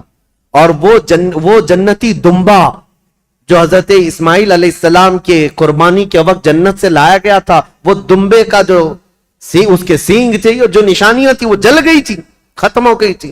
اتنے بڑے واقعات پیش آئے عبداللہ بن زبیر کے زمانے میں. اور ہوا کیا تھا پتہ ہے, وہ تھک ہار کر کے گھر کے اندر آئے. اسما بنت ابو بکر, اس وقت ان کی عمر 90 سال کے قریب تھی, تقریباً 90 سال کے قریب کی عمر ہے حضرت اسما کی, یا 80 سال کی عمر ہے. بیٹا جب تھک کر آیا تو اسما بنت ابو بکر اٹھاتی ہیں اور کہتی ہیں, بیٹا شیروں کو یہ زیب نہیں دیتا کہ وہ جھوپڑی کے سائے میں بیٹھے. تو بوڑھی ماں کی فکر نہ کر, دین اسلام کی فکر کر. بیٹے کو بھیج دیا اور بیٹا شہید ہو گیا تھا. عبداللہ بن زبیر قتل ہو گئے تھے. آپ کو ایسا لگ رہا ہوگا کربلا کے واقعات میں بیچ میں کہاں سے آئے. یہ اس لیے بتا رہا ہوں, موب لنچنگ کا دور اور موب لنچنگ جو ہو رہی ہے اس کے متعلق کہہ رہا ہوں. عبداللہ بن زبیر کو قتل تو کیا حجاج بن یوسف نے, لیکن جانتے ہو ان کی لاش کو 40 دن تک ایک کھمبے پر باندھ کر لٹکایا گیا تھا. 40 دن تک لٹکایا گیا تھا، اور تاریخ میں موجود ہے، لیکن وہ پورا جسم 40 دن تک تر و تازہ تھا، ہر دن خون کا قطرہ ٹپکتا تھا اور جسم اسی طرح تر و تازہ تھا، نہ جسم میں کوئی سڑن، کوئی بدبو، نہ ہی بوسیدگی، کچھ نہیں۔ اب جو بات کہنے کی ہے امپورٹنٹ وہ یہ ہے، بوڑھی ماں اسماء بنت ابو بکر روزانہ لاٹھی پکڑ کر آتی تھی، ہر دن اپنے بیٹے کو دیکھتی تھی اور گھر جاتی تھی۔ لاش لٹکی ہوئی ہے اور ماں روزانہ دیکھتی تھی اور گھر جاتی تھی۔ 40 دن گزرنے کو آئے، تب اسماء بنت ابو بکر نے کیا کہا تھا پتا ہے؟ اپنی لاٹھی پکڑ کر کے کہا تھا، 80-90 سال کی خاتون، اے مکہ والو، اس دولہے کا سواری سے اترنے کا وقت کب آئے گا؟ کیا ابھی وہ وقت نہیں آیا کہ یہ دولہا اپنی سواری سے اتر جائے؟ بیٹے کی لاش کھمبے سے لٹکی ہوئی ہے، لیکن ماں اس وقت تک ہمت نہیں ہارتی، لوگوں سے کہتی ہے میرا بیٹا دولہا ہے اور سواری پر سوار ہے۔ پھر 40 دن کے بعد ان کی لاش کو لا کر دفن کیا گیا تھا۔ یہ باتیں اس لیے میں عرض کر رہا ہوں کہ تمہارے جذبے جوان رہیں۔ ہمارے لیے موت، ہمارے لیے کسی کا کٹ جانا، مر جانا ہمارے حوصلوں کو توڑنے والا نہیں ہونا چاہیے۔ اسی لیے اکثر میں تقریروں میں کہتا ہوں، ان ظالم بھیڑیوں سے اور کتوں سے یہ بتاؤ، اگر میری گردن کل کو کاٹ دی جاتی ہے، مجھے پھانسی پر چڑھایا جاتا ہے، یہ ہرگز مت سمجھنا کہ تم نے اسلام کو ختم کر دیا یا اسلام کا نقصان پہنچا دیا یا مسلمانوں کو ختم کر دیا، ہرگز نہیں۔ ہمارا تو یہ ماننا ہے اسلام زندہ ہوتا ہے ہر کربلا کے بعد۔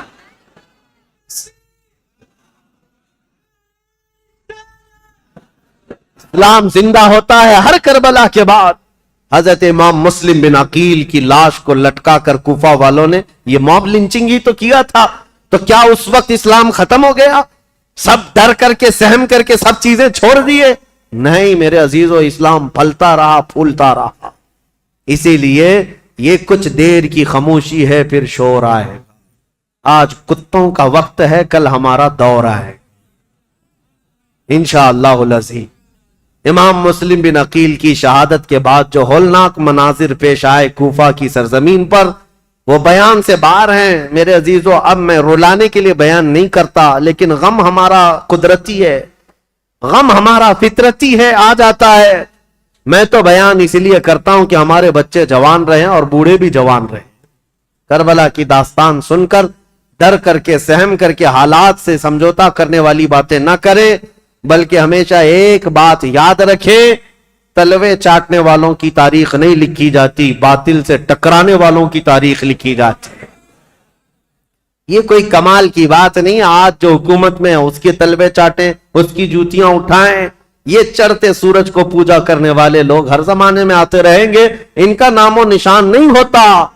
دیکھیں زمانے بدلتے گئے، بدلتے گئے، بہت سارے بادشاہ آئے یا بڑے بڑے لیڈر آئے، لیکن تاریخ میں جو حسین کا مقام ہے وہ کسی کا مقام نہیں، کیونکہ ٹکر بھی ایسے لیا تھا کہ تاریخ رقم کر دیا۔ اسی لیے شاعر نے کہا ہے، رب کی توحید کلمہ نبی کا ولائے مرتضی، سب کو بچانے نکلا ہے قافلہ حسین کا۔ کلمہ نبی کا، رب کی توحید اور ولائے مرتضی، سب کو بچانے نکلا ہے قافلہ حسین کا۔ عزیزان گرامی اوقات، امام مسلم بن عقیل کی شہادت کے بعد ابن زیاد کی سختی اور زیادہ بڑھ گئی۔ یہ وہ حرام الدہر شخص تھا جس کے متعلق صحابہ بھی کہتے تھے کہ ابن دجانہ، اس کو ابن مرجانہ کہا جاتا تھا، ایک ایسی عورت کا بیٹا جس کو زانیہ کہا جاتا۔ اس کے اندر کہاں سے اچھائیاں آتی، کہاں سے نرم دلی آتی، کہاں سے رحم آتا۔ پھر ہوا یہ کہ ابن زیاد کو یہ خبر دی گئی، جب مسلم آئے تھے تو ان کے ساتھ 2 بیٹے بھی آئے تھے، کہیں ایسا نہ ہو کہ ان کے بچوں کی محبت پھر لوگوں میں جاگ جائے اور پھر اہل بیت کی طرف چل پڑے۔ میں نہیں کہتا مسلمانوں، جب ظالم اپنی طاقت کے بل بوتے سب پر ظلم کرتا ہے، اس کے باوجود بھی اہل حق کے بچوں سے بھی اسے گھبراہٹ ہوتی ہے، خوف ہوتا ہے، ڈرنے لگتا ہے۔ آپ کو پتا ہے وہ پاکھنڈی خنزیر کا بچہ جو حضور کی شان میں گستاخی کرتا تھا، غازی آباد میں ڈاسنا میں بیٹھ کر ایک مرتبہ اس کے مندر میں 8 سال کا بچہ کہیں پانی پینے کے لیے چلا گیا، دوسرے دن پورے نیوز والوں کو بلا لیا، پولیس میں خبر کر دیا آتنکوادی آ گیا تھا میرے گھر، کوئی ٹیررسٹ آ گیا تھا۔ 8 سال کا بچہ پانی پینے کے لیے بھولے بھٹکے چلا گیا، لیکن نام تھا مسلمان۔ تو ہم یہ کہتے ہیں میرے عزیزو، یہ جو ڈراؤنا خواب ہے، تمہارے پاس ساری طاقت، ساری قوت، سارا عہدہ، سارا ڈپارٹمنٹ، سب کچھ ہے، لیکن پھر بھی دیکھو اہل حق کا 8 سالہ بچہ بھی تمہیں بم لگتا ہے۔ کیوں؟ الحمدللہ ہم حق کے ساتھ جیتے ہیں، تنہا پورے ملک میں گھوم رہے ہیں، ہمیں کسی بات کا خوف نہیں، ہم تو اپنی چادر لیے گھومتے ہیں یا امامہ پہن کر، جس دن موت آئے گی اسی کو کفن بنائیں گے اور سو جائیں گے۔ لیکن انہیں ڈر ہے، 12 باڈی گارڈ لے کر کے بھی باہر نہیں آ سکتے، ان کو پتا ہے ان کی دم پر کوئی بھی پیر رکھنے والا مسلمان بچہ باہر آ سکتا ہے، اور بار بار یہ ساری باتیں کرتے رہتے ہیں۔ اس لیے میرے عزیزوں، 1000 طاقتیں جمع ہو جائیں، اہل حق کی استقامت کا مقابلہ نہیں ہو سکتا۔ امام مسلم بن عقیل کے 2 بچوں کو کیا معاملہ تھا، ان کی عمر کتنی تھی؟ تاریخ میں یہ ہے 8 سال یا 11 سال کی عمر کے بچے تھے۔ اتنے بچے کس کو نقصان پہنچا سکتے تھے، لیکن ڈر تھا۔ ابن زیاد نے کہا وہ دونوں بچوں کو بھی پکڑ لاؤ جہاں کہیں ہیں تو مسلم بن عقیل کے بچوں سے بھی نفرت یا بچوں سے بھی ڈر۔ اب ظالم کوفی ادھر ادھر ڈھونڈنے نکلے، ان بچوں کے ساتھ جو ہوا تھا وہ دردناک ہے، تاریخ میں اور روایات میں موجود ہے۔ یہ دونوں بچے محمد اور ابراہیم، کوفہ والے تو انہیں پناہ دینے سے منع کر رہے تھے۔ ایک مرتبہ ایسا ہوا کہ ایک مسلم بن عقیل رضی اللہ تعالیٰ عنہ نے جانے سے پہلے اپنے ایک جان پہچان شخص اور ان کی محبت کرنے والے تھے قاضی شریح، ان کے حوالے کر دیا تھا، کہا کہ ان کو آپ مدینہ طیبہ رخصت کر دینا۔ قاضی شریح ہے یا کوئی دوسرا نام ہے؟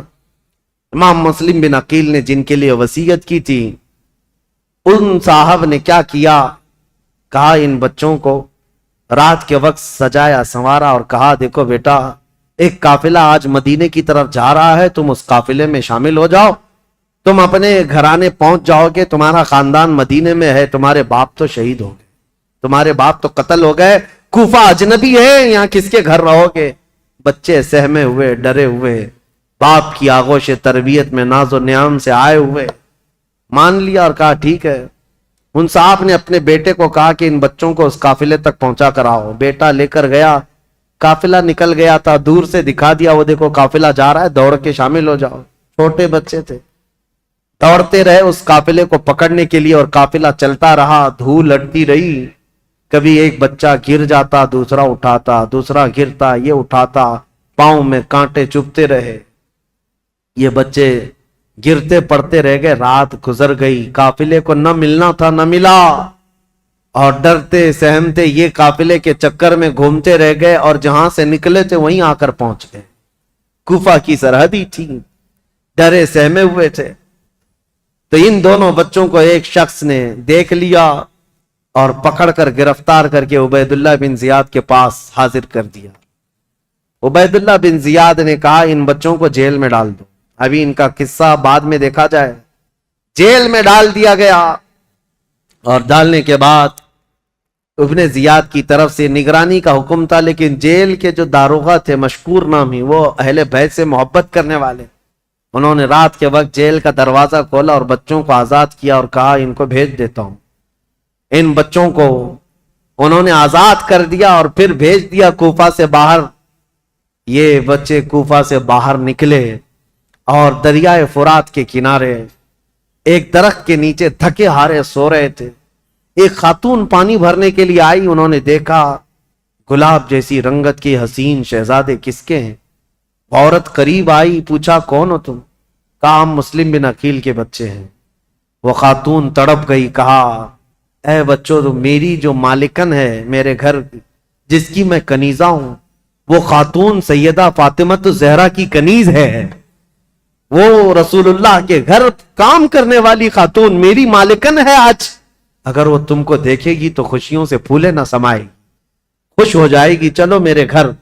ان دونوں شہزادوں کو وہ اٹھائی اور اپنے گھر لے آئی۔ اپنی مالکن سے کہا اے خاتون آج ہمارے گھر بشارت آ گئی، مسلم بن عقیل کے شہزادے فاطمہ کے گھر کے لاڈلے آئے ہوئے ہیں۔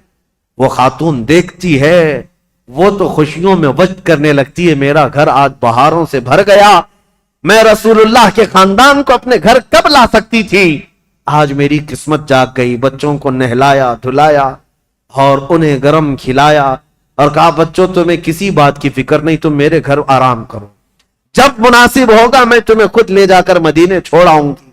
اس خاتون کی بے پناہ محبت تھی ان شہزادوں سے، لیکن تاریخ میں ایک عجیب اتفاق رہا ہے، شیطان کے گھر کبھی ولی اور کبھی ولی کے گھر شیطان، یہ رشتے دیکھنے کو ملے ہیں۔ اس محب اہل بیت خاتون کے گھر اس کا جو شوہر تھا حارث نام کا، یہ بدبخت لالچی آدمی تھا، یہ دن بھر عبید اللہ بن زیاد کا دیا ہوا انعام کا لالچ لے کر گھوم رہا تھا۔ لوگ جگہ جگہ گلیوں میں یہ بات مشہور ہو چکی تھی کہ عبید اللہ بن زیاد نے جن دو بچوں کو گرفتار کر کے جیل میں رکھا تھا اور داروغہ نے ان جیل کے دروازوں کو کھول کر بچوں کو آزاد کر دیا، بچے بھاگ گئے، لیکن ہوا کیا، ابن زیاد نے داروغہ کو بلایا، مشکور کو پوچھا کیا کیا، کہا میں نے بچوں کو چھوڑ دیا۔ کہا کیوں چھوڑ دیا؟ کہا اس لیے چھوڑ دیا کہ کل قیامت کے دن اگر میرا نام دوزخیوں کے درمیان آ جائے تو رسول اللہ کی بارگاہ میں یہ عرض کروں گا اے اللہ کے نبی میں تمہارے شہزادوں کو جیل سے چھوڑا تھا، آج مجھے جہنم سے آزادی مل جائے، میں تو اس تمنا کو لے کر آزاد کیا۔ تو ابن زیاد نے کہا اگر تیری وہی تمنا ہے تو تو وہاں پہنچ جا، جلدی سے پہنچ جا۔ یہ کہتے ہوئے داروغہ کا اس نے قتل کر دیا تھا، مشکور کو بھی قتل کر دیا، اور پھر اب کے بعد جوش و غضب میں آ کر کے اعلان کیا جو ان دو شہزادوں کو ڈھونڈ کر لائے گا اسے 100 اونٹ انعام میں دیے جائیں گے، اتنا ہی مال دیا جائے گا۔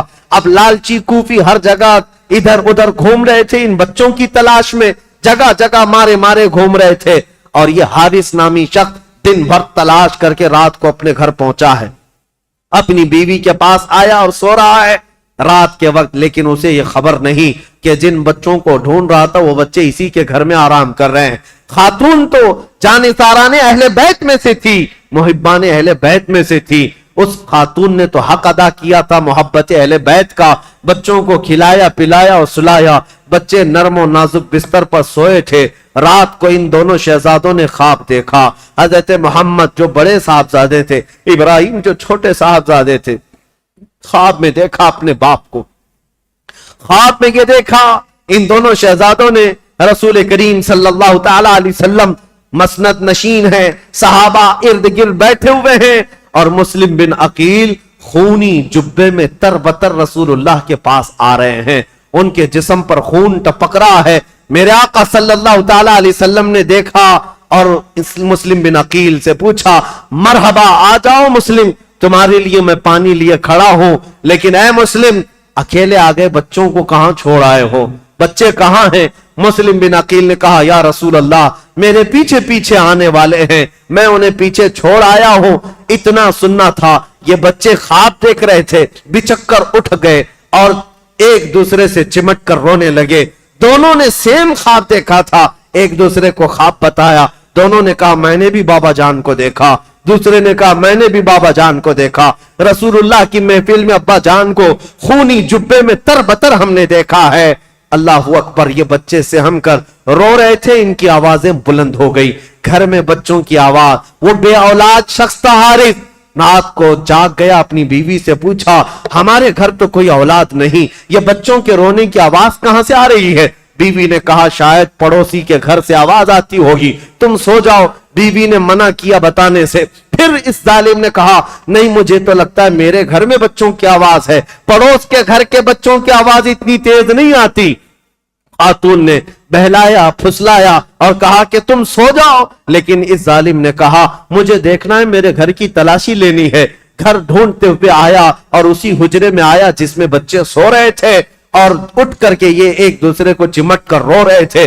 حارث آتے ہی پوچھتا ہے اے بچوں تم کس کے ہو, کس کے بیٹے ہو, میرے گھر کیسے آئے؟ بچے تو اس گھر کو محبان اہل بیت سمجھتے تھے. دیکھا تھا ایک دن پہلے خاتون نے نہلایا دھلایا ہے, کھانا کھلایا ہے, ہمارے گھر ہمارا جانثاروں کا یہ گھر ہے.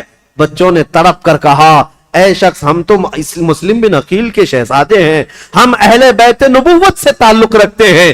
اتنا سنتے ہی یہ حارث دونوں بچوں کے بال پکڑ کر کھینچ کر کے اٹھایا, کہا دن بھر تمہاری تلاش میں سرگرداں تھا, میں نے کہاں کہاں کی خاک چھان ماری, تمہیں ڈھونڈتے ڈھونڈتے تھک گیا اور تم میرے گھر کے بستر پر سو رہے ہو. دونوں بچوں کے گال پر تماچے مارنے لگا, غصے کے مارے دونوں بچوں کو تھپڑ رسید کرتا رہا. یہ بچوں کا منظر دیکھ کر کے اس کی خاتون بیچ میں آ گئی, کہا ظالم تو اپنے ہاتھوں کو بچا لے, تو کل قیامت کے دن فاطمہ کے سامنے کھڑا ہوگا, علی کے سامنے کھڑا ہوگا, رسول اللہ کے سامنے کھڑا ہوگا, ان کے گھر والوں کو دی ہوئی تکلیف کا کیا جواب دے سکتا ہے؟ حارث کے سر پر یہ لالچ کا بھوت سوار تھا. اس کی بیوی کی بات ایک نہ سمجھ آئی, وہ بچوں کو بالوں سمیت کھینچتا ہوا باہر لا رہا تھا. بیوی قدموں میں گر گئی, لپٹ گئی اور بار بار اصرار کیا, آج ایک بار میری مان لے, ان بچوں کی جان بخش دے, میں زندگی بھر تیری غلامی کروں, تو جو کہے وہ مان لو, اپنی جان قربان کر دوں. لیکن حارث کو نہ ماننا تھا, نہ مانا, یہاں تک کہ بیچ بچاؤ میں اپنی بیوی کی ناک کو پھوڑ دیا, اس کے چہرے کو زخمی کر دیا اور اسے بے ہوش کر دیا. اپنی بیوی کو مار مار کر پھر گھر سے اپنی تیز ترار تلوار کو اٹھایا اور کہا چلو اے بچوں تمہارا وقت آ گیا, تمہارا باپ جہاں گیا ہے میں تمہیں وہاں جلدی کیوں نہ پہنچا دوں, تم بھی وہاں پہنچ جاؤ تاکہ عبیداللہ بن زیاد نے جو 100 اونٹ کے انعام کا یہ اعلان کیا ہے میں اس کا حقدار بن جاؤں. کل میرے گھر 100 اونٹ آئیں گے, میرے گھر اتنا ہی مال آئے گا, بس مجھے تمہاری گردنوں کو لے جانا ہے, تمہارے کٹے ہوئے سروں کو لے جانا ہے. ان بچوں کے بالوں کو پکڑ کر وہ کھینچتا ہوا دریائے فرات کے قریب آیا. عزیزان گرامی وقار, تاریخ کی یہ سچائیاں جب ہم پڑھتے ہیں آنکھیں بھیگ جاتی ہیں, ہمارا جسم بوجھل ہو جاتا ہے, کلیجہ منہ کو آتا ہے. ان بچوں کی اس وقت بھی محبت یہ تھی, دونوں ایک دوسرے سے لپٹے ہوئے. حارث سے کیا کہتے ہیں محمد جو بڑے صاحبزادے تھے, وہ یہ کہتے حارث ایک بات کہتا ہوں, میری آخری یہ بات سن لے, اس لیے کہ پہلے جب تو تلوار چلائے تو میری گردن پر مار دینا, اس لیے کہ یہ چھوٹا جو ہے اس کا قتل میں دیکھ نہ سکوں گا, میں اس کے قتل کو اپنی آنکھوں سے گوارا نہ کر سکوں گا. چھوٹے نے بڑھ کر کے اس کو تھام لیا اور کہا حارث ہرگز میرے بھائی کی مت سننا, اس لیے کہ پہلی تلوار میری گردن پر چلانا, میں اپنے بڑے بھائی کے قتل کو دیکھ نہ سکوں گا. ہمارے باپ ویسے ہی پہلے مارے جا چکے ہیں, ان کو گورنر ہاؤس سے پٹک کر ان کی ہڈیاں توڑی جا چکی ہیں, ہم اس غم سے ابھی باہر نہ نکل پائے. ہمارے بھائیوں کی موت ہمارے سامنے نہ ہو.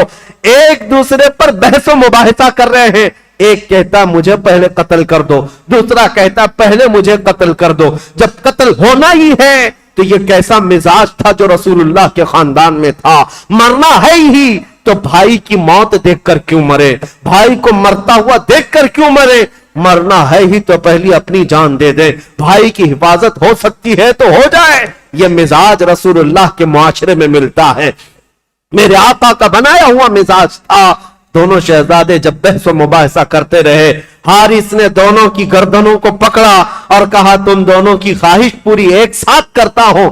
تلوار ہوا میں لہرایا اور ایک ساتھ گردن پر مارا, جس سے دونوں شہزادوں کے سر ہوا میں اڑ گئے. اور ان نو نہالوں کا ایسا قتل دنیا نے دیکھا کہ سر اڑتے ہوئے ریت میں آ کر گر گئے. اسی لیے شاعر نے تو کہا تھا ان پھولوں کا کیا جو بہارے جاں فضا دکھلا گئے, افسوس تو ان کلیوں کا ہے جو بن کھلے مرجھا گئے, بن کھلے مرجھا گئے. ان فاطمہ کے لاڈلوں کا, اہل بیت نبوت کے, خاندان نبوت کے شہزادوں کا یہ پہلا قتل تھا.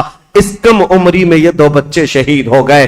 کوفہ کی سرزمین پر ان دونوں کے سروں کو سجا کر کے دوسرے دن یہ حارث نامی بدبخت ظالم عبیداللہ بن زیاد کے گورنر ہاؤس میں پہنچا اور یہ دونوں شہزادوں کے سر لایا اور کہا اعلان کے مطابق میرے 100 اونٹ مجھے دے دو، 100 اونٹ کا انعام مجھے دے دو۔